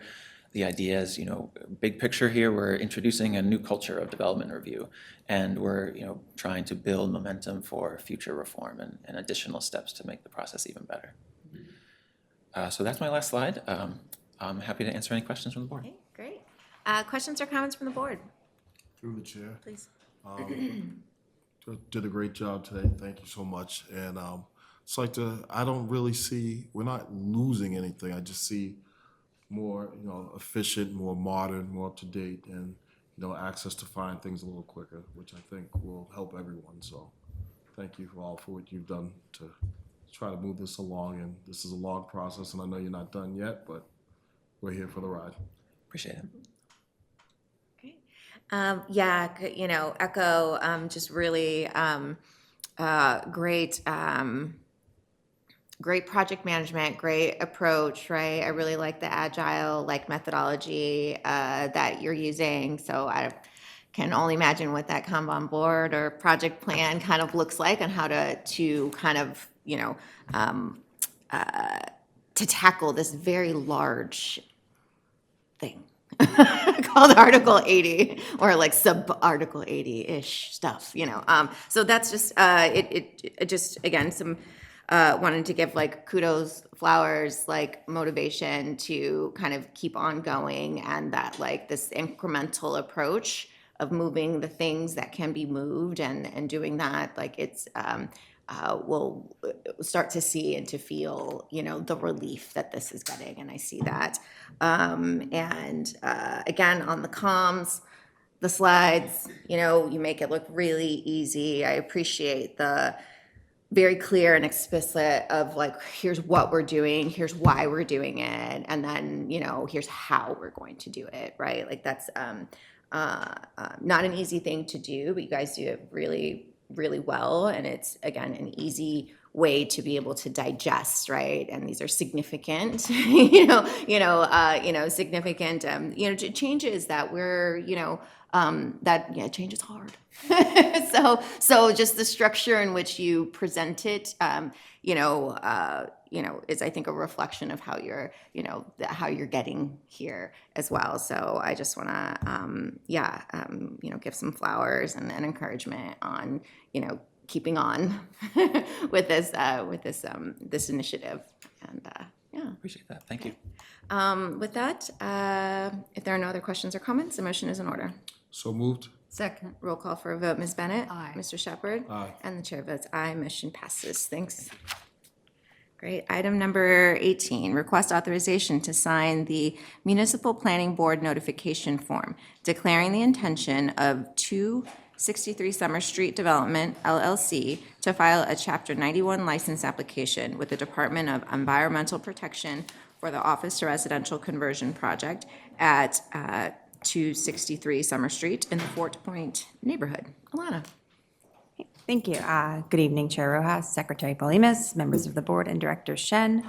My name is Ilana Hames, and I am presenting to inform you that 263 Summer Street submitted an application to amend its existing Chapter 91 license pursuant to the Public Waterways Act. This office to residential project has already undergone Article 80 review and was approved by this board in December of 2024. Part of said licensing process involves notifying the municipal planning board or local equivalent, it's always really hard to say, of a project's application for a license. The project at 263 Summer Street is expected to meet all stipulations set forth by the Code of Massachusetts regulations for projects on tidelands serving a non-water dependent use. Thank you, and I'm happy to take any questions. Okay. Questions or comments from the board?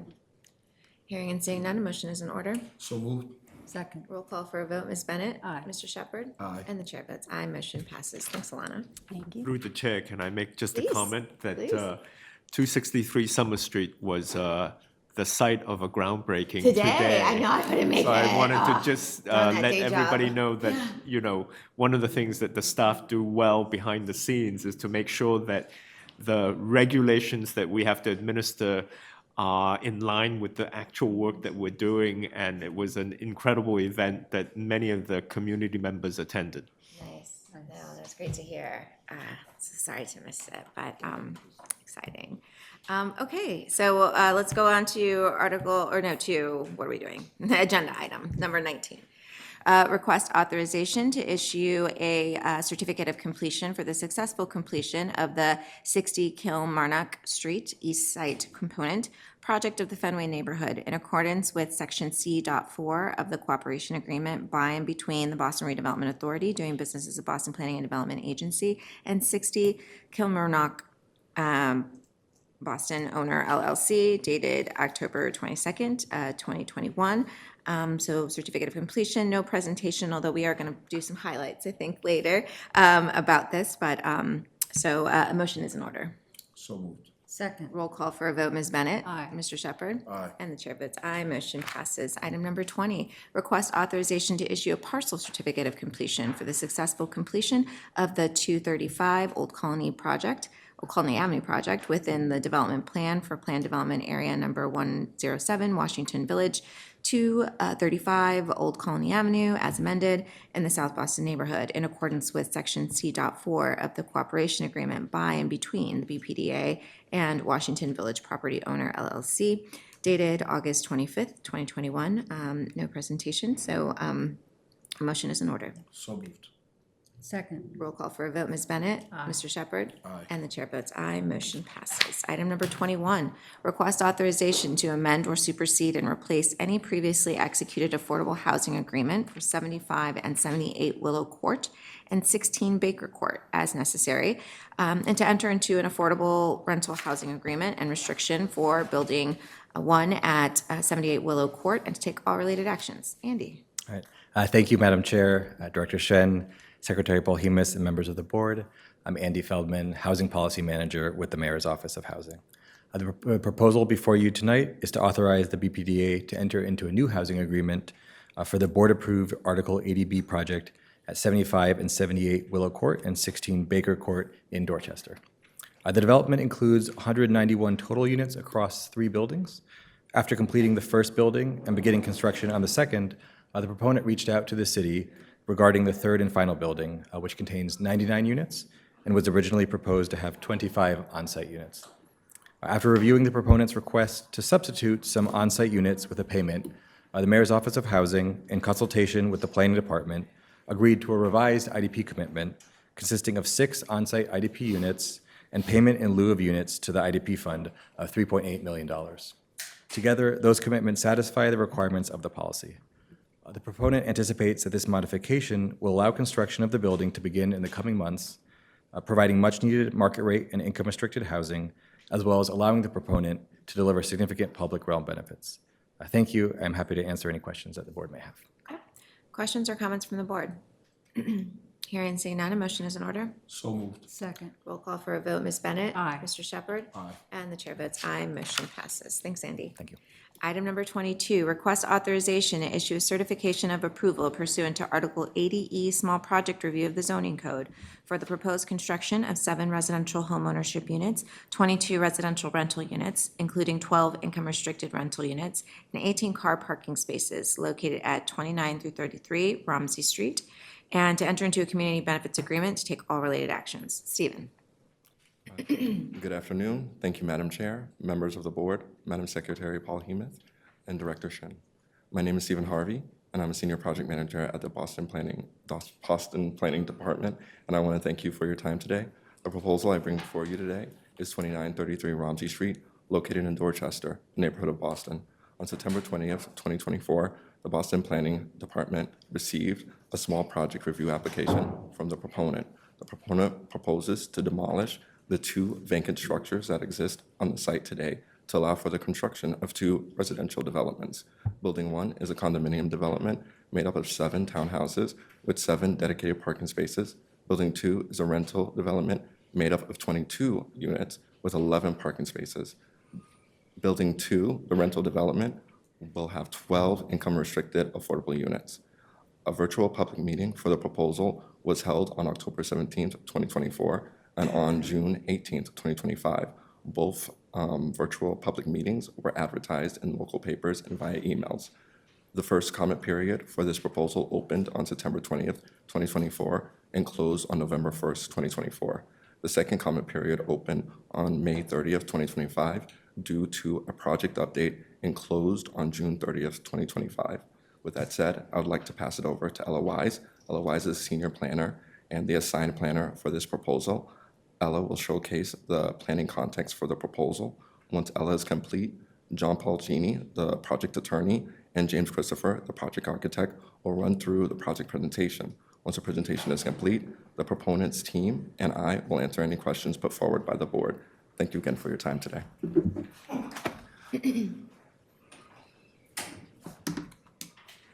Good evening, Chair Rojas, Director Shen, and members of the board. My name is Ella. I'm the senior planner responsible for reviewing this project with the team. Next slide, please. So the site of the proposed project is outlined here in red, just east, you can't see it entirely, but just east of Dorchester Ave between JFK UMass and Savin Hill stations. The site is comprised, as you can see here, of 4 parcels currently occupied by a 3-unit residential building, an AMVETS building, and then this private way down the center. The consolidation of these parcels results in a site significantly larger than other parcels in the neighborhood. Next slide. There are no recent neighborhood plans that apply to the proposed project. The project is located in the Dorchester Neighborhood District 2F4000 subdistrict.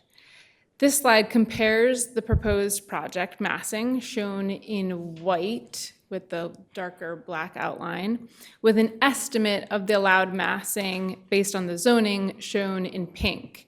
As you can see, due to the fact that the site is a consolidation of 4 parcels and so large, Strict adherence to the maximum zoning envelope would have resulted in a comparatively wide building and wide side yards that would have interrupted the fabric of the existing neighborhood. There's a consistent rhythm in the built environment of triple deckers and narrow yards that would not have been achieved. Next slide, please. Therefore, review, so you can see the proposed, again, outlined in black. Therefore, a review of the project was based on the zoning as well as unique characteristics of the site, including its relatively large size and the existing private way, the existing neighborhood context, and the city's adopted citywide plans and guidelines. More specifically, over the course of the review, the project evolved considerably from first being proposed as one large building into two buildings to reflect this existing urban form of the site as well as the surrounding neighborhood. Each building is located on the site to allow for a full 5 feet of clear passage on the public sidewalk per complete streets guidelines. Each building is consistent with Boston Transportation Department's bicycle parking guidelines, and off-street parking is consistent with the recommended ratio per the maximum parking ratio guidelines. The dimensions of the central shared use space in between the buildings was informed by the 2022 urban forest plan to allow for the planting of new canopy trees, both in between the buildings as well as in the side yard, all things that were guided by these adopted plans and guidelines. Zoning relief for use and dimensions is recommended. With that, I'll turn it over to the development team to present the proposed project in greater detail. Excuse me. Good afternoon, Madam Chair, Director Shen, Secretary Palamas, Mr. Shepherd, and Ms. Bennett. Attorney John Polgini, I had all these notes that I wrote out that I was going to speak, but they just used all my material, so here I am. So this is a project that is really speaks to collaborative working between the BPDA staff, the development team, as well as the community. When this project first started, as Ella stated, it was a single building. By separating like we did, we were able to make it fit into the context of the neighborhood better. And additionally, it's a 25,000 square foot lot. And additionally, the most important thing is we're able to go from 17% affordable to 40% affordable. So this project is supplying and also incorporate homeownership into this. So homeownership townhouses will be located in it. So that was really good. And the other thing is we were able to preserve so that the site itself will be 50% open space. So very, infrequently do we see a development that keeps that much open space and at the same time it does not lend itself to any displacement. We have the two buildings that are on the lot right now that are going to be raised as part of this proposal.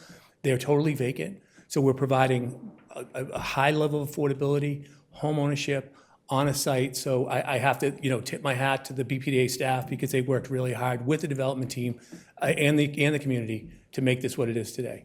But we appreciate the opportunity to speak to you guys today. And at this point, I'm going to turn it over to James Christopher, and he will walk you guys through the design. But thanks again for having us. Good evening, Madam Chair, Director Shen, members of the board. My name is James Christopher of 686 Architects. I'm joined tonight by our senior architect, William Christopher, who's one of the principal designers of this project. Next slide, please. This is the existing site. There is a building located central on the left side and a common private way, which we will maintain in the proposed design, and an existing building, 3-decker on the right, which is currently vacant and in need of repair, which will be raised to be incorporated into the whole site. The site is 25,340 square feet, and we are proposing 22 units in the residential rental building and 7 townhouse-style home ownership units. Next slide, please. This is just some existing photographs. On the left side, we have the James J. Rice Post, which is now vacant. And on the right side, we have the existing 3-family, which is vacant, and Romsey Circle, which is the existing private way there. And the existing street tree which is in front of that 3-decker will be maintained, which is important and came from design with BPD staff. Next slide. This is a front elevation of our proposed layout of the buildings. A couple of things I'd like to touch on here that were a direct result of the design review with the BPD staff. The opening between the buildings has been widened to almost 30 feet, which will allow for pedestrian access and vehicular access. The open space on the site totals 13,174 square feet. Of that, 7,938 of it is green, and then 5,236 is the pervious pavers between the buildings. The buildings are 3 stories with the recessed 4-story. Again, 22 rental units in the rental building. 40% affordability in that building. Primarily 2-bedroom, 2-bath units in that. We have 1 studio. The home ownership condo building on the right is 7 units. Each of those has an interior garage parking space and 3 bedrooms and a private rear yard. Next slide, please. This is the building in relationship to our abutters. We took a lot of care to get the elevations, the height, and the relationship between our property lines and our neighbors. That was a direct result of our discussion with BPD staff, and we think it brings a much improved product. We are also incorporating an 8-foot complete street sidewalk at the front of our building, and adding another additional street tree. Next slide, please. So this is our site landscaping plan. A couple of points that I just want to touch on here. Within the plantings, we are removing some trees. Most of the trees that are being removed are in danger already, wrapped in ivy, have fences growing through them. There is 1 large maple tree, which you can see on the right side of the townhouse buildings in the middle of the backyard, which, as a result of the process of relocating the building with BPD staff, we're going to maintain that tree. We're also going to add 11 new trees, 69 shrubs, and over 100 ground cover and perennial plantings on the site. Next slide, please. This is our typical floor plan on the ground floor of the residential building. We have some units addressing the street so that the ground floor is activated. We have a double-loaded vehicular and pedestrian access way between the buildings, which will serve for the driveway access to the 11 parking spaces at grade interior to the rental building, and then 1 parking space per townhouse unit. Next slide, please. These are just the elevations again. Next slide.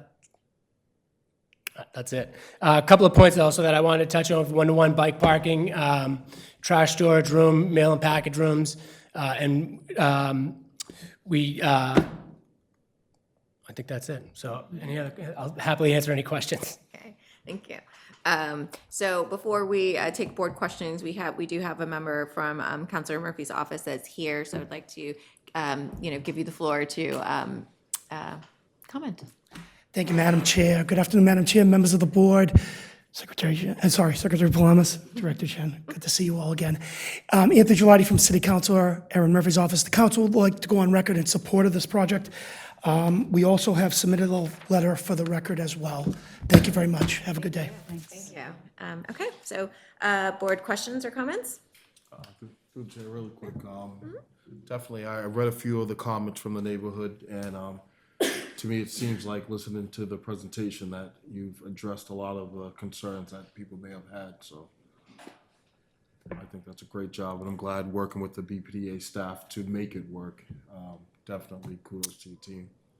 Thank you. Yes, this process, we had several iterations of design approved by the BPD, and we had a really robust conversation with the community back and forth, and I think the results speak for themselves.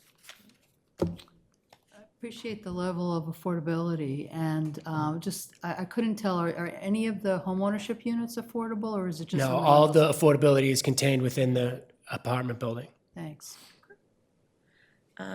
Yeah, no, echo my board, fellow board members, and yeah, just really exciting to see. And you said that pavement in the middle, that's Will be pervious pavers. pervious pavement, okay. And we see that space as part of the discussion with staff as being usable by the residents as well, not just a driveway. Yeah, no, great. And look, it makes sense, and I get it, you know, like, and again, appreciate the engagement with the agency, but also with the community, and like, you know, it's still good, you know, change is hard, and you know, especially in some of our neighborhood communities, right, with the so I think, you know, encourage you to continue that collaboration and community building, right, for, you know, the future residents of of this and you know, and collaboration and folding into, you know, the neighborhood, you know, framework. It's, you know, it's a change. It's just going to be a challenge, right?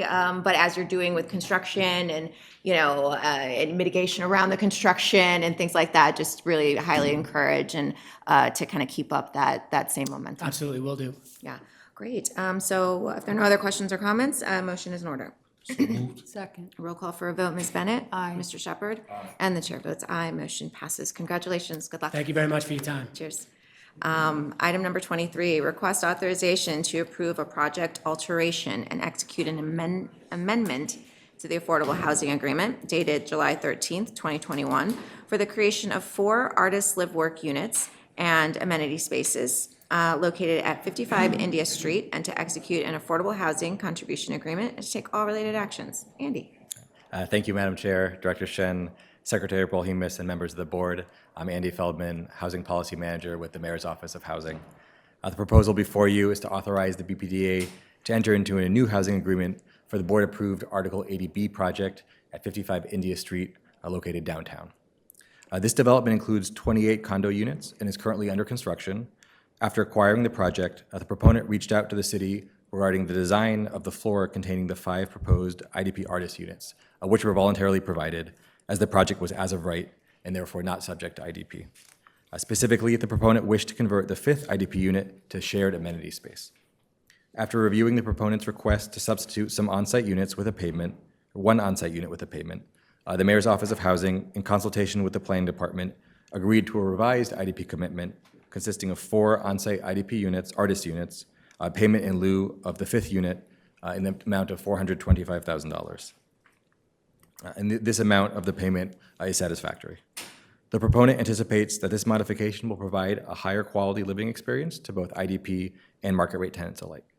Thank you, and I'm happy to answer any questions. Okay. Questions or comments from the board? Hearing and seeing none, a motion is in order. So moved. Second. Roll call for a vote, Ms. Bennett? Aye. Mr. Shepherd? Aye. And the chair votes aye, motion passes. Thanks, Andy.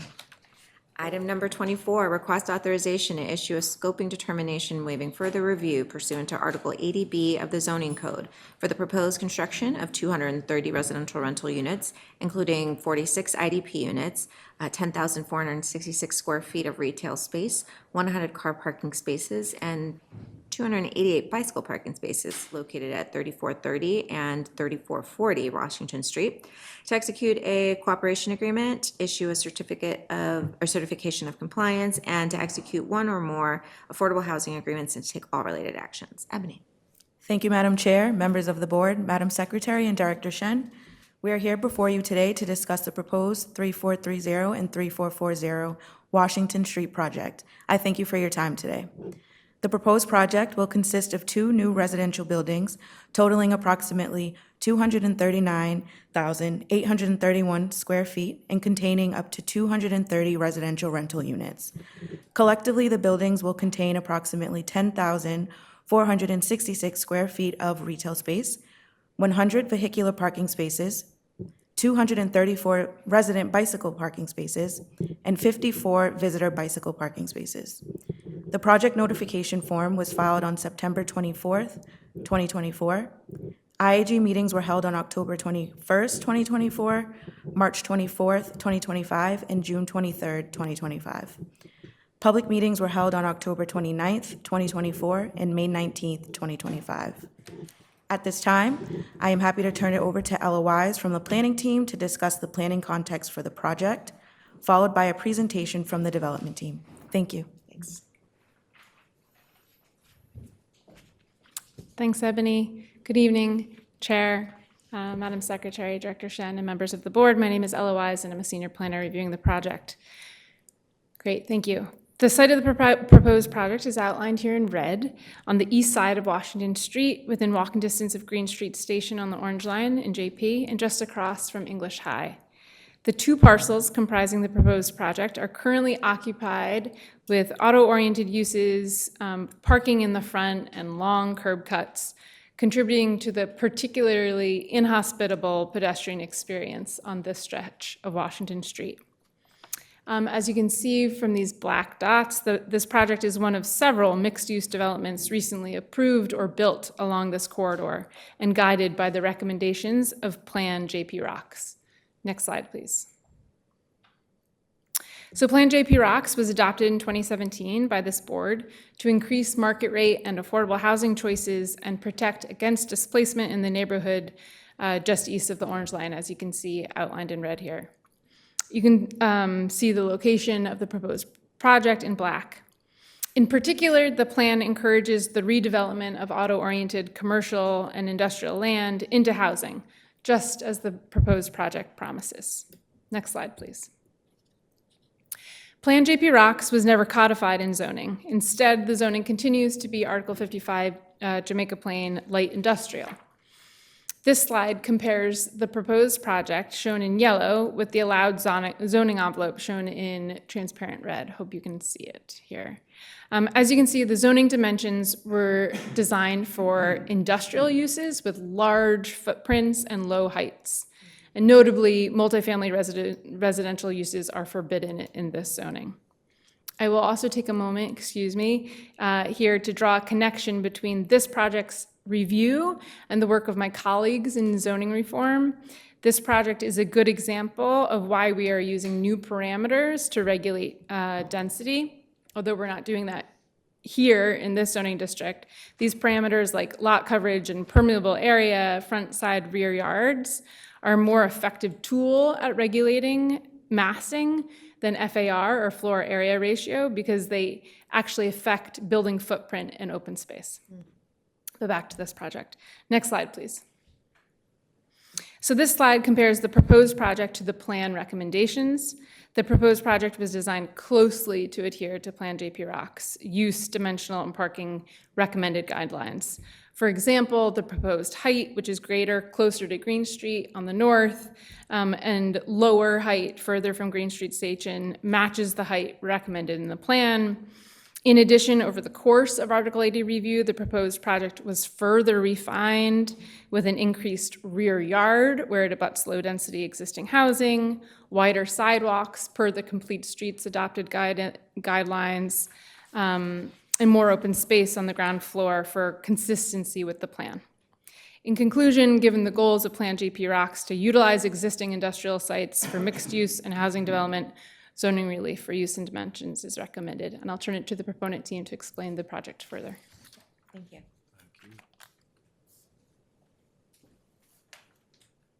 Good afternoon, Madam Chair, Director Shen, members of the board, Secretary Polimas.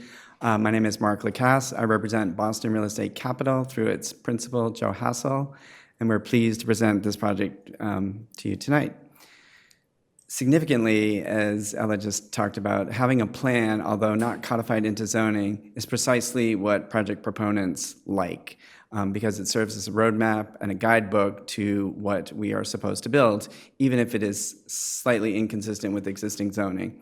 This is a local industrial subdistrict, past tense, no longer the case. Plan JP Rocks advocates for the creation of housing in auto body and other automobile-related uses. That's what we have here. We have an auto body paint shop on one parcel and Hadoff's gas station on another parcel, which will now become home to 230-plus residents of Jamaica Plain. Exactly what the plan envisions, exactly what Washington Street is experiencing, but change comes hard, as we know.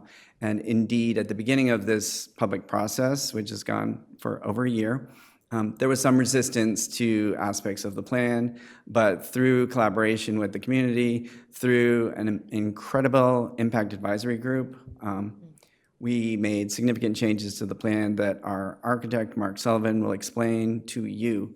But as I said at our last public meeting and our last meeting with the IAG, kudos to this impact advisory group. They're not just rubber stamps. They're not just, people that have been selected. This particular IAG made this project a better project. They were collaborative.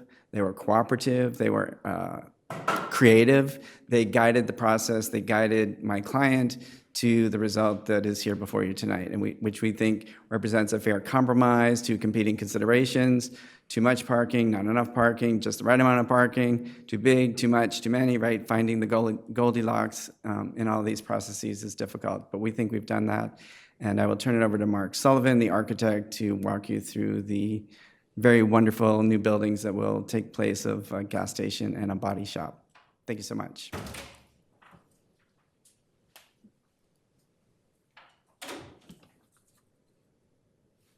Thank you, Madam Chair, members of the board. My name is Mark Sullivan from Chu & Company Architects, and we're pleased to present this proposal to you as it stands today.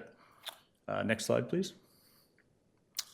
So here we get a first glimpse of the proposed buildings, the 3430 being at the top of the screen and the 3440 Washington Street site being kind of on the bottom of the screen there. They're bisected by Rockville Circle, which runs off of Washington Street, and Kenton Road, which is kind of on the bottom of your page there, that delineates the 3440 Washington Street site.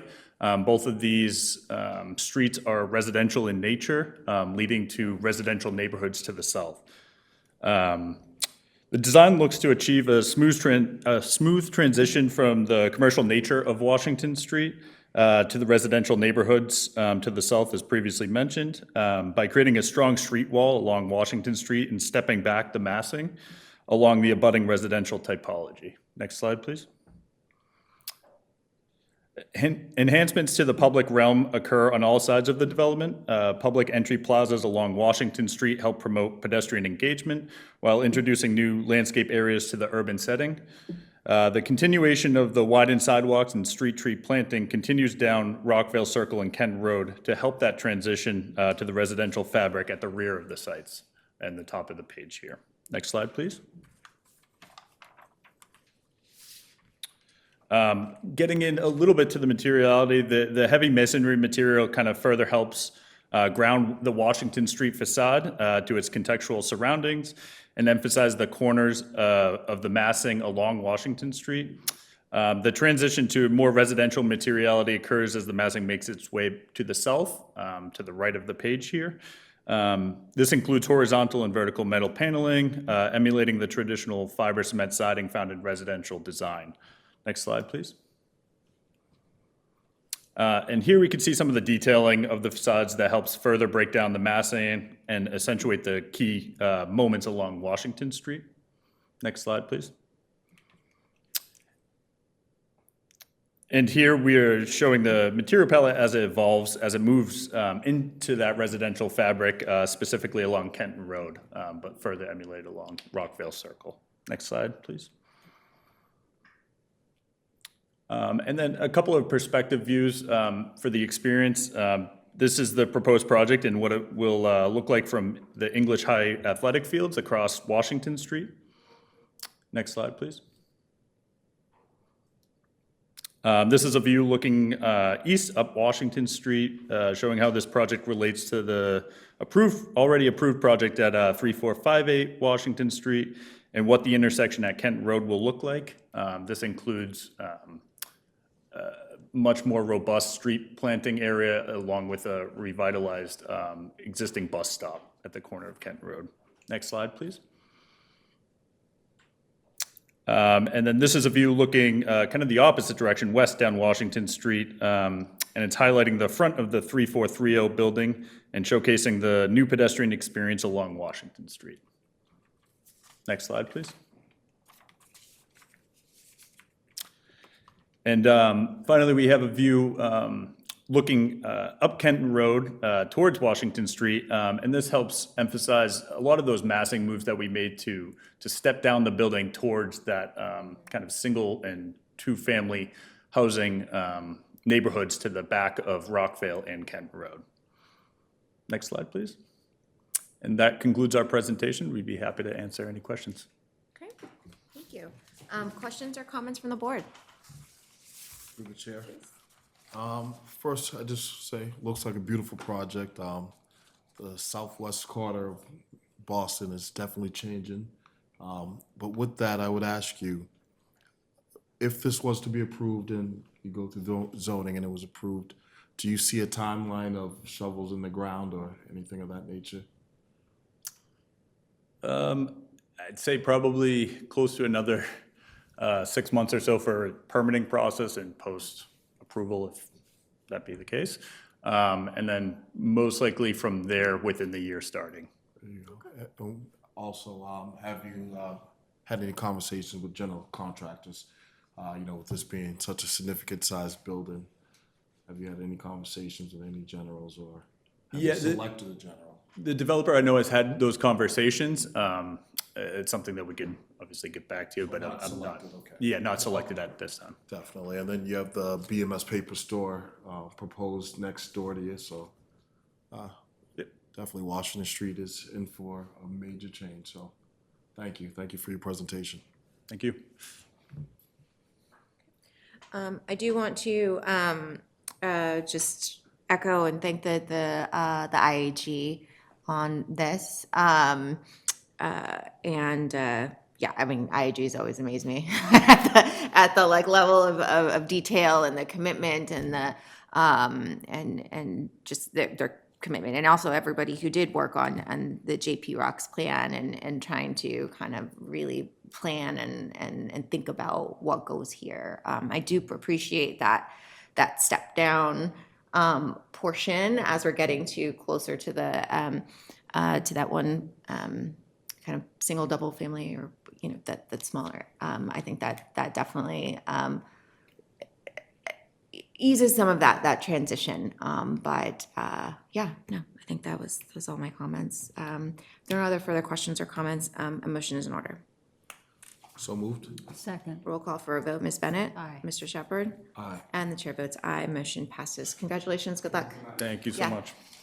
Item number 25, request authorization to issue a certification of approval pursuant to Article 80E Small Project Review of the Zoning Code for the proposed construction of 35 homeownership units, including six IZ units, or 821 square feet of commercial space, 10 car parking spaces, and 43 bicycle parking spaces located at 19 through 21 West 3rd Street, to execute an affordable housing agreement and to execute a community benefits agreement to take all related actions. Zoe. Thank you, and good evening, Madam Chair, members of the board, Director Shen, and Secretary Polhemus. My name is Zoe Schutte, and I'm a project manager in the Development Review Division of the Planning Department. We're here before you this evening to discuss the proposed Article 80E small project located at 19 to 21 West 3rd Street in South Boston. The proposed project consists of a new 6-story mixed-use condominium building containing approximately 44,082 gross square feet with 35 residential home ownership units, ground floor retail, 10 vehicle parking spaces, and 35 resident bike parking spaces. The proponent filed a small project review application on May 6, 2025, and the Planning Department hosted 2 virtual public meetings, which were held on May 28th and June 25th, both of which were advertised in the local newspapers and posted on the Planning Department website with notification email sent to all subscribers of the South Boston Neighborhood Update List. The public comment period for this project ended on July 9th. And I will now turn it over to my colleague Jason to present the planning context before the development team presents the presentation. Thank you.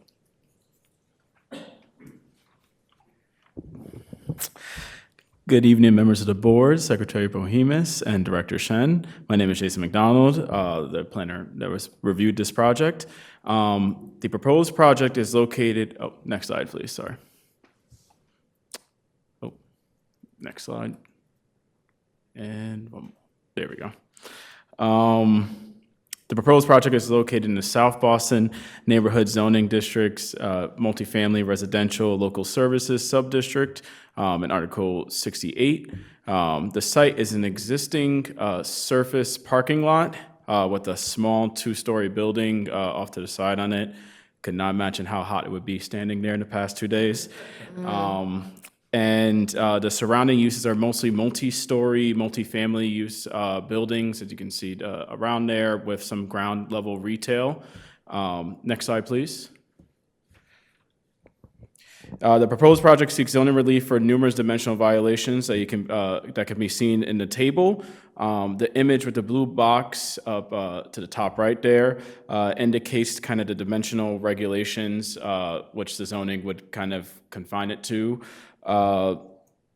And while taking, throughout the working project, while taking into consideration the surrounding context, staff helped shape the proposed design to ensure that the building dimensions is contextually appropriate with the surrounding area and adequate, equitable open space for all residents.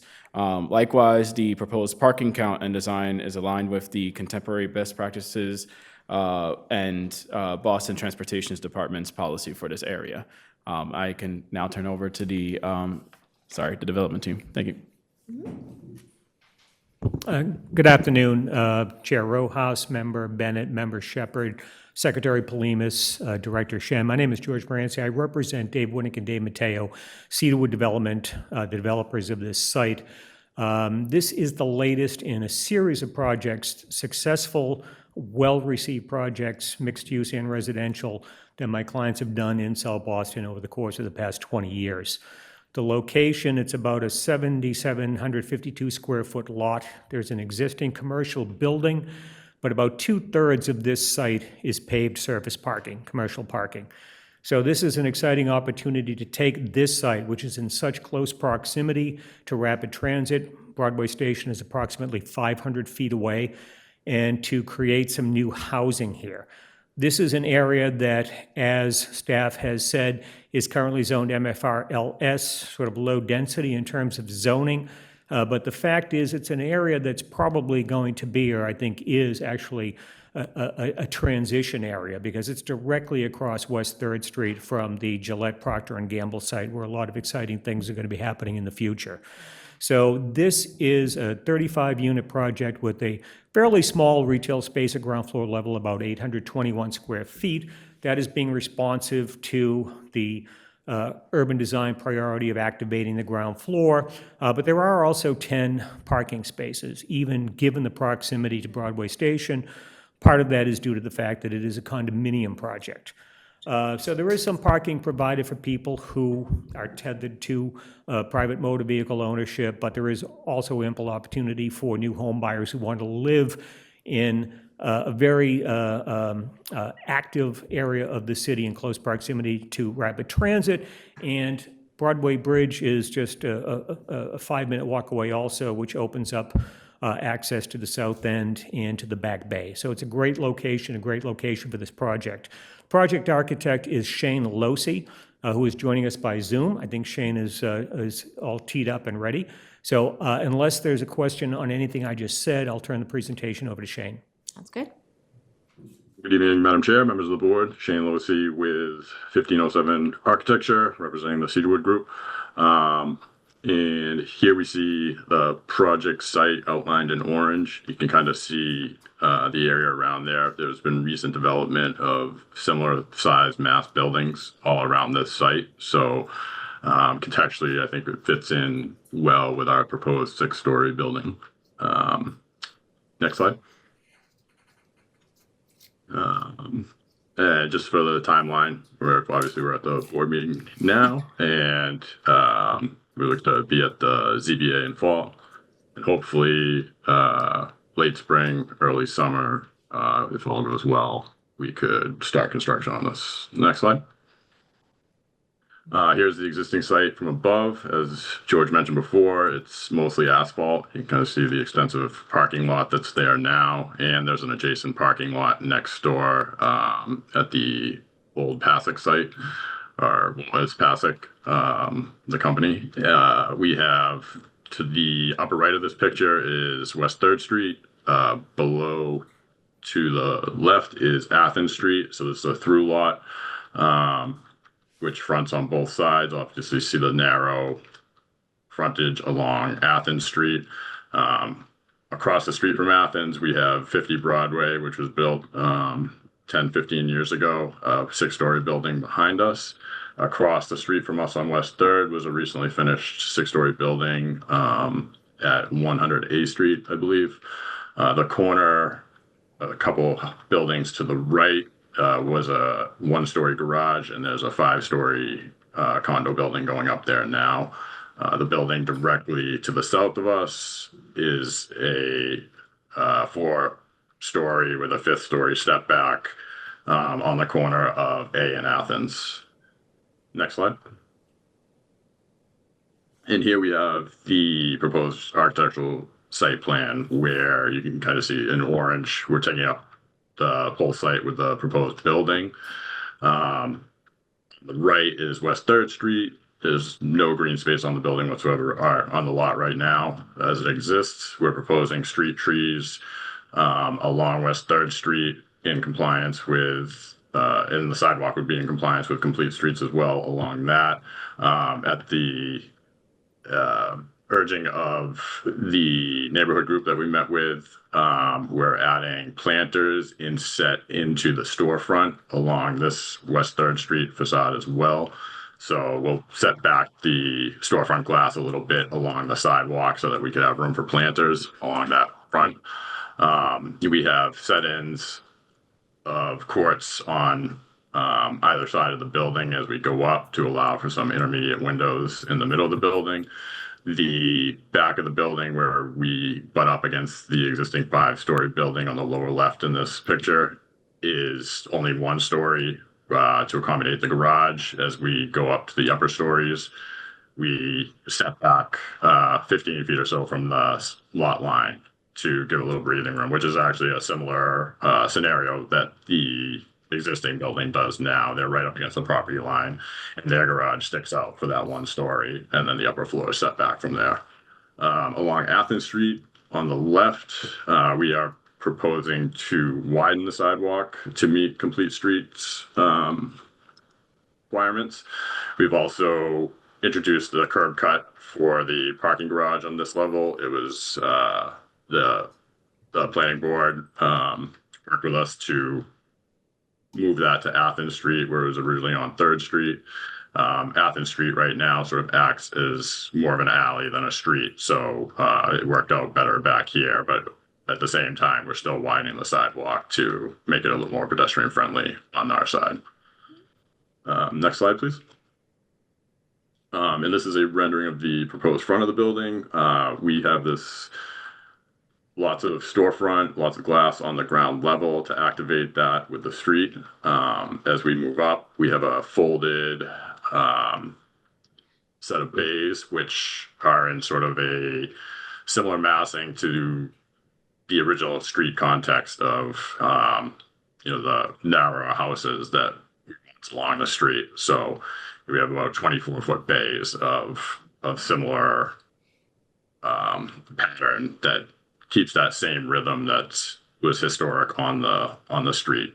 But then we've taken those and angled them off to sort of mimic or speak at least to the existing streets that are around this, where West 3rd and West 2nd sort of break off and create angles. And you see it in the building across the street, which is a building that sort of sits in that wedge between the angular angle of the streets coming together.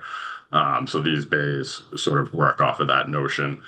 And then so we've sort of created separate or differentiation in the window openings and to sort of give that facade a little bit of movement and create some visual interest and break up the massing of that facade. We've also inset the decks so that the forms still read, or the strength of the forms still read, but then the decks sit inward of that, so they're not just kind of stuck on the outside of the building. Next slide, please. Here we have the Athens Street elevation. Again, at street level, we've added the garage door to create the sort of more like a house sort of streetscape that Athens Street acts as now. You can kind of see the narrow building footprint that comes through along Athens. The darkened image on the right is the existing 5-story building adjacent to us at the corner of A and Athens Street. And you see we go up an extra story above that, but we've sort of made this facade a little bit more muted than the West 3rd facade, as it's a tight street.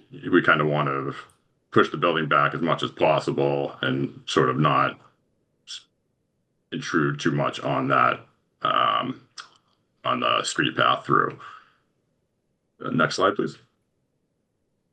And this is the right side elevation where we are up against the Pasek site. as mentioned before, so it's a parking lot right now. It's obviously primed for development. So with kind of some of the other things going on, this is where we sort of, see happening at this site becoming, more primed for development. So we sort of muted this elevation a bit. Along 3rd Street, we have wrapped the brick elements that carry through on the bays of the upper floors and wrap that around to this first sort of bay that we have as we go along this facade, just to break up the massing. We do have the courts, and then that piece actually comes forward of the rest of the building as the lots sort of shift from one another. Next slide. And here we have the current streetscape looking from the corner of West 3rd and West 2nd. Looking back towards A Street, and you can kind of see on the left the recently completed building at 100 at A Street, and our building is the sort of brick building in the middle. Is the existing building now, the 2-story brick commercial building. It's a way back, and here's the proposed building in place of the existing building, so you can kind of see that folded upper facade that we were discussing, with just trying to create movement and interest in the streetscape along this slide.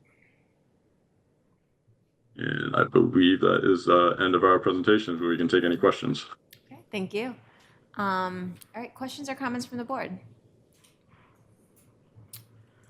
I do like the creativity of the kind of putting the trees in and using the just with the trees and the setbacks and like the lack thereof the setback, but doing the tree thing to still create like do you know what I mean? Staff, I'm sorry. Staff, I did urban not get a design lot of sleep staff, last night, so I'm and just like- landscape staff made great contributions to the project from our initial pre-file meeting, especially with the design.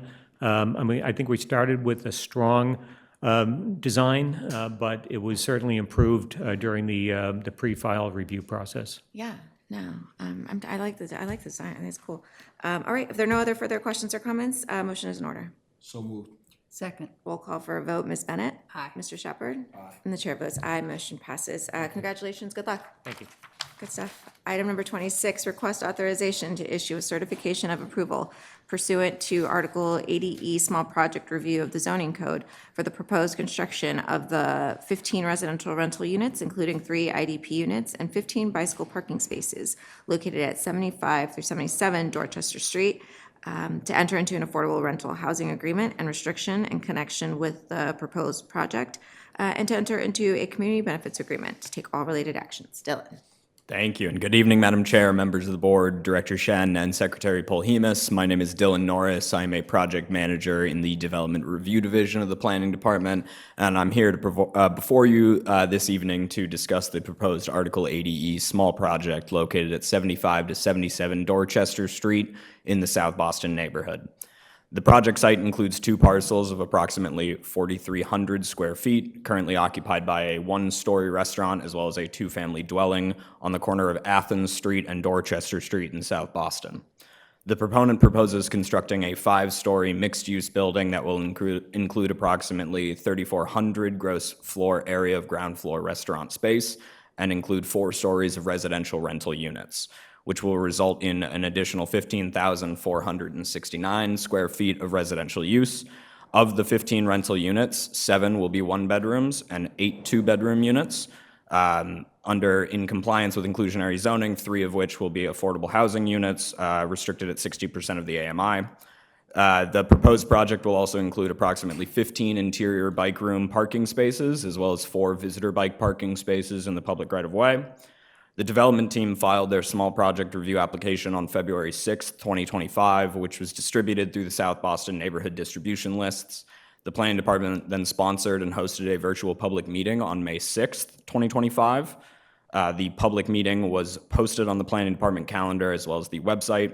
Email notifications sent to all subscribers of the South Boston neighborhood email update list, and local elected officials and their staff were also notified and attended the meetings. The comment period for this small project review application ended on May 13th, 2025. With that, I'll now turn it over to my colleague, Michelle, to present the zoning and planning context for this project, followed by a presentation from the development team. Thank you. Thank you, Dylan. Good evening, Chair Rojas, Secretary Palimas, members of the board, and Director Shen. My name is Michelle Yee, and I am the Planning Review Team Planner assigned to this project. The proposed project at 75 to 77 Dorchester Street is located in the South Boston Neighborhood Zoning District within a multifamily residential local services subdistrict. Within the neighborhood, this is near the intersection of Dorchester Street, East Broadway, and West Broadway, which is a key commercial node in the neighborhood. In regards to transportation, this area is well serviced and is accessible to both the MBTA Broadway and Andrew Red Line stations and multiple MBTA bus lines, including the 9 and 10 bus routes. Next slide, please. Okay. Within these figures, the proposed project is compared to the existing zoning. The left shows the proposed project, while the pink on the figure on the right highlights the maximum height and setbacks that could be built within this area. As you can see, while the proposed project could build out to the area in pink, zoning relief is recommended as the proposed dimensions are contextually appropriate with the dimensional context on Dorchester Street, alongside its consistency with citywide goals and local planning contexts. Additionally, this project will bring many public realm improvements, such as the widening of the sidewalks on both Athens and Dorchester Street to ensure complete street guidelines, while 2 new street trees will also be added. Furthermore, the existing crosswalks across Dorchester Street and Athens Streets will both be improved to help enhance the pedestrian experience. Thank you, and now I'll turn it over to the development team to present the project in more detail. Great, thank you, Madam Chair, members of the board, Madam Secretary, Chief Shen, Attorney Ryan Spitz. I'm here on behalf of the owners, Jim and Andrew Stateras. Also joining us this evening is Tim Johnson, who's joining us remotely. He's the project architect. First, I'd like to thank Dylan Norris, the project manager, and the rest of the BPDA team membership for collaboratively working this project and guiding it through to this level. First and foremost, this is an exciting project. It's going to continue a block of fairly recent new development that goes from Dorchester Street and wraps around to West Broadway. Before I turn it over to Tim Johnson, I'd like to add one thing onto the record. Although the memo states that this was a development project with no parking, the owners heard the neighbors loud and clear during the community process. They have negotiated and have an agreement with an abutting parcel for off-site parking for 15 vehicles and for a total of a 15-year term. Now I'm going to turn it over to Tim. Thank you. Thank you. Thank you, Ryan. Madam Chair, Director Shen, members of the board, Tim Johnson, the project architect. As Michelle mentioned earlier, this is a commercial node, a major commercial node in South Boston where Dorchester Street, East and West Broadway come together. So this is an important building in terms of adding to the vibrancy of the nightlife, with the restaurant stats being expanded at this spot, and also improving the public realm. You can see the existing site has the older one-story commercial buildings, which is next to a newer 5-story building, which we will be demolishing the 1-story, and the 2-family next to the 1-story commercial. Next slide, please.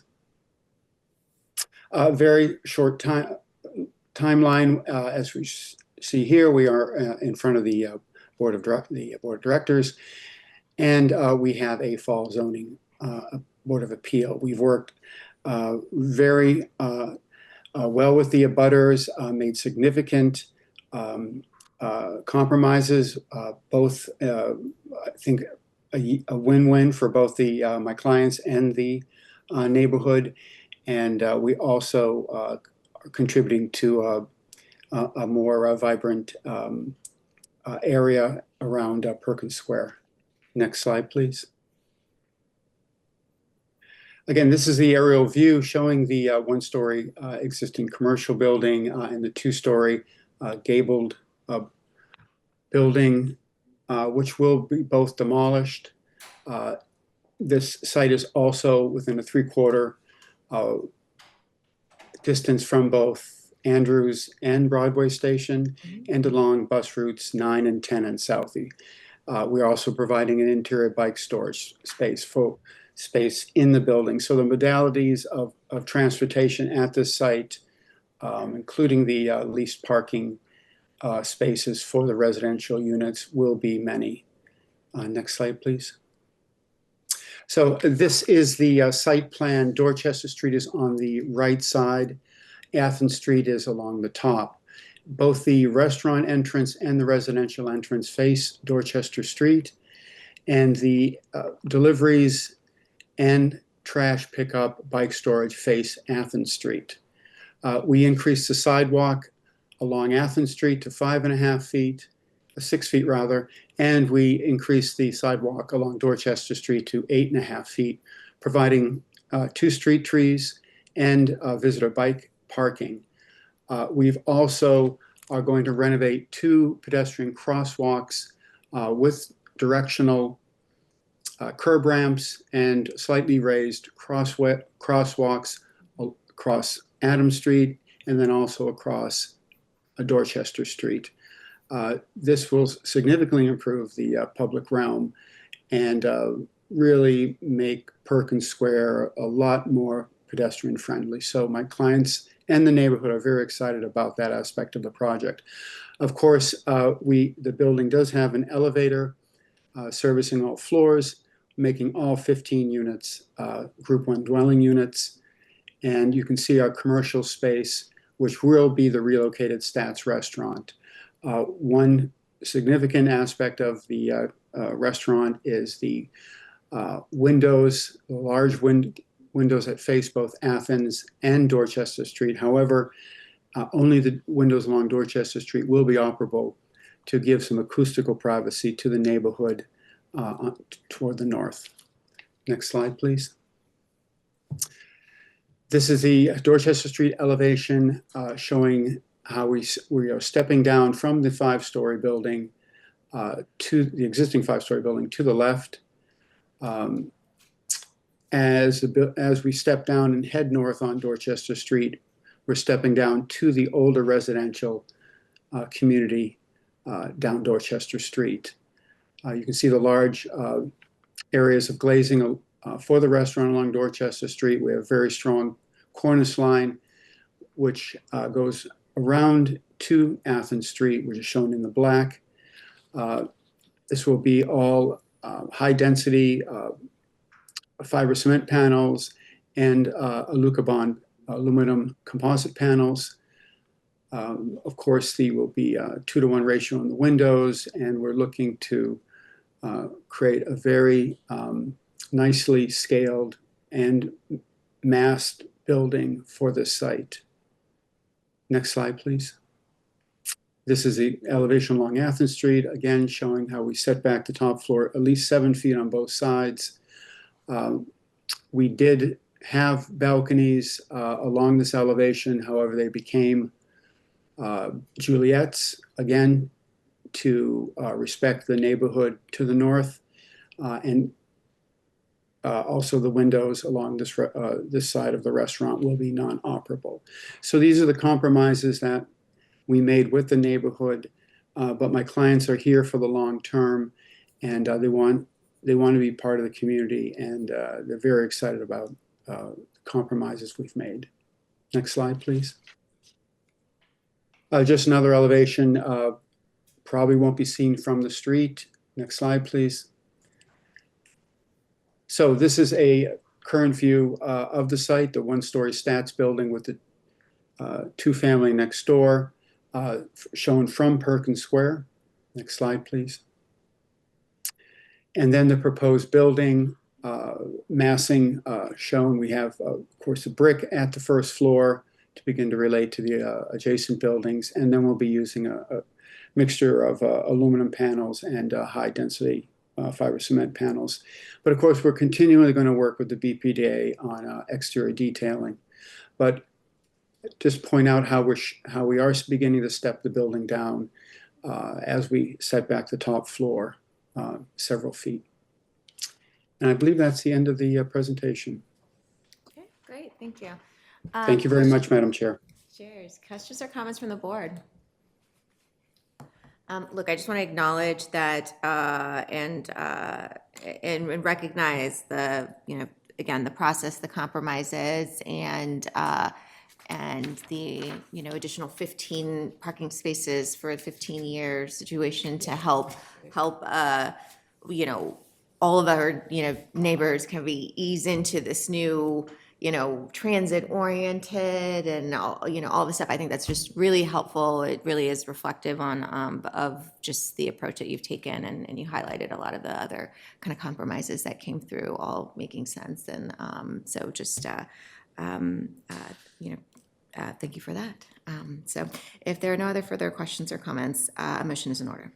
So moved. Second. Roll call for a vote. Ms. Bennett? Aye. Mr. Shepherd? Aye. And the chair votes aye. Motion passes. Congratulations. Good luck. Thank you.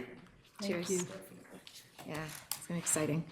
Item number 27, request authorization to disperse a total of $143,000 in varying amounts to 19 community organizations serving the South Boston neighborhood from funding contributions made by the 45 West 3rd Street and Commonwealth Pier Revitalization Projects. Aaron.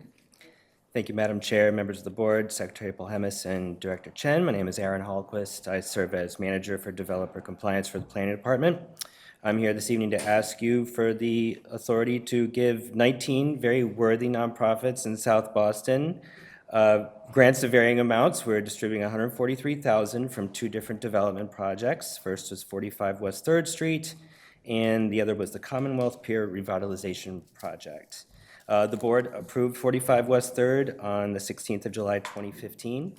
Commonwealth Pier Revitalization was approved on the 11th of July, 2019. And the developers made these contributions per the cooperation agreements that were executed for those projects. Our staff, we took pains to vet 32 different applications. Unfortunately, we'd love to fund them all, but you got to pick and choose, and we went with 19 of them. If you look at the board memo, we have a very extensive list that shows the varying amounts that they're all going to be granted. So with that, I'll take any questions that any of you may have. Thank you very much. Questions or comments from the board?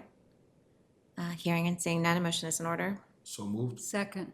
Roll call for a vote. Ms. Bennett? Aye. Mr. Shepherd? Aye. And the chair votes aye. Motion passes. Thank you so much. Thank you. Okay, now what? Almost done. Item number 28, contractual payments. I need a motion to pay our bills. Motion to pay the bills. Second. Roll call for a vote. Ms. Bennett? Aye. Mr. Shepherd? Aye. And the chair votes aye. Motion passes. Please pay the bills. And finally, item number 29, director's remarks. Director Shen.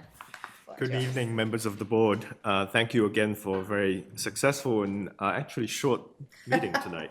I want to just use my report to emphasize a few of the projects and plans that you approved tonight, which highlights the work of the new planning department. That includes amending outdated regulations, pursuing new plans and studies. That is not just a reflection of the mission of the new department, but also essentially a change in culture that we're trying to do here at the new planning department. I'm going to start by talking about the Article 80 amendment, which is the first substantive step in the modernization of the Article 80 process, which I was involved in before I returned as a steering committee member. This new zoning amendment will lay the groundwork for future reforms, and the zoning amendment will also make changes to the threshold and procedures for the Boston Civic Design Commission, which you saw presented tonight. It will also support renovations of existing buildings, including sustainability upgrades and conversions, modernizing how we communicate with the public, and align some of the current development review procedures with the zoning code and improve, especially important, improve coordination between departments within this building. I'm proud of the work of the staff on drafting these zoning changes thus far, which is a big moment in our overall reform. And I look forward to seeing them through to the Zoning Commission next month. I just want to note also today, this morning, that we had the first meeting of the staff that is going to review the institutional master plan for Wentworth that will soon come to you. And part of the role of me convening the staff was talk about how I would really like the staff to collaborate amongst themselves. But more important, I think the culture change that I would like to see is that we do a very good job of being regulators and policymakers and advocating for the topics and expertise that they all hold. But what I'd like them also to do is to begin to actually become creative problem solvers, so that actually we can actually integrate the many different demands that we put on the developers, but actually be able to speak with one voice to make sure that we are consistent with pushing them towards the better project that we hope to see, but also make sure that we're helping them understand how to compromise the trade-offs between different departments and different expertise. The second important approval that you approved tonight was the RFP for the new citywide needs assessment. I want to put a little bit of additional context on why this is something you approved a year ago. And in the last year, we have actually thought through what we need to do in order to continue with the zoning reform work that we need to complete. The focus is slightly shifted, but remains really important. And we want to actually expand and broaden the understanding of the neighborhood needs and citywide capital and mitigation priorities that is required at this stage. Therefore, it would require a new RFP. Now, the new assessment, instead of focusing on land use scenarios, what we're looking at is actually asking the consultants to work with our research and planning staff to actually understand what the assets are in each of our neighborhoods, but also identify the areas that they're deficient. And I would say that the companion studies that I've asked the planning staff to actually start doing in-house is to actually think about what are the specifications that we need to become these sustainable micro communities. Some people call them 15. What are the needs and specification for a 15-minute neighborhood? I've also heard another thing that I think we should be striving for, not only 15-minute neighborhoods, but 880 neighborhoods that are accommodating for 8-year-olds to 80-year-olds, which is slightly different from 15 minutes because, as you know, an 8-year-old covers 15 minutes very differently than an 80-year-old. But this is a companion together with this needs assessment to think about, as we grow the city's population, how the needs of each of the neighborhood changes and what neighborhoods can accommodate growth. And if they can accommodate growth, what are some of the assets that need to be improved? And in particular, thinking about how more families can be accommodated, increasing housing affordability, increasing access to city services and open space, and creating economic opportunities and growth, and of course, preparing for climate change and improving mobility, not only within the neighborhoods, but citywide. We'll continue to update on the progress of this new RFP and the needs assessment as results come in. You also, of course, heard the anti-displacement plan. I want to just talk a little bit about the importance of this action plan.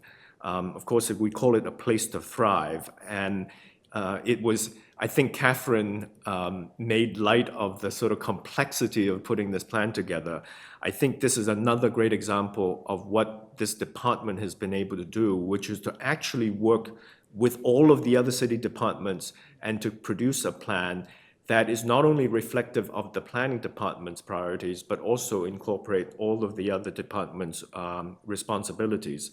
Again, I think a great example of the mission of this new planning department. Now, I think Catherine described why this plan was really important. While we've been pursuing many of the streets and squares, the feedback that we got from community is that with growth, there comes the anxiety of what growth will also bring. And it was critical for us to actually develop and aggregate this new plan that aggregates existing tools as well as new ideas and new programs to actually ease the residents' anxiety about growth and the potential for displacement. I think it's actually a critical foundation for us to be able to continue our zoning reform work and new zoning in the neighborhoods in particular.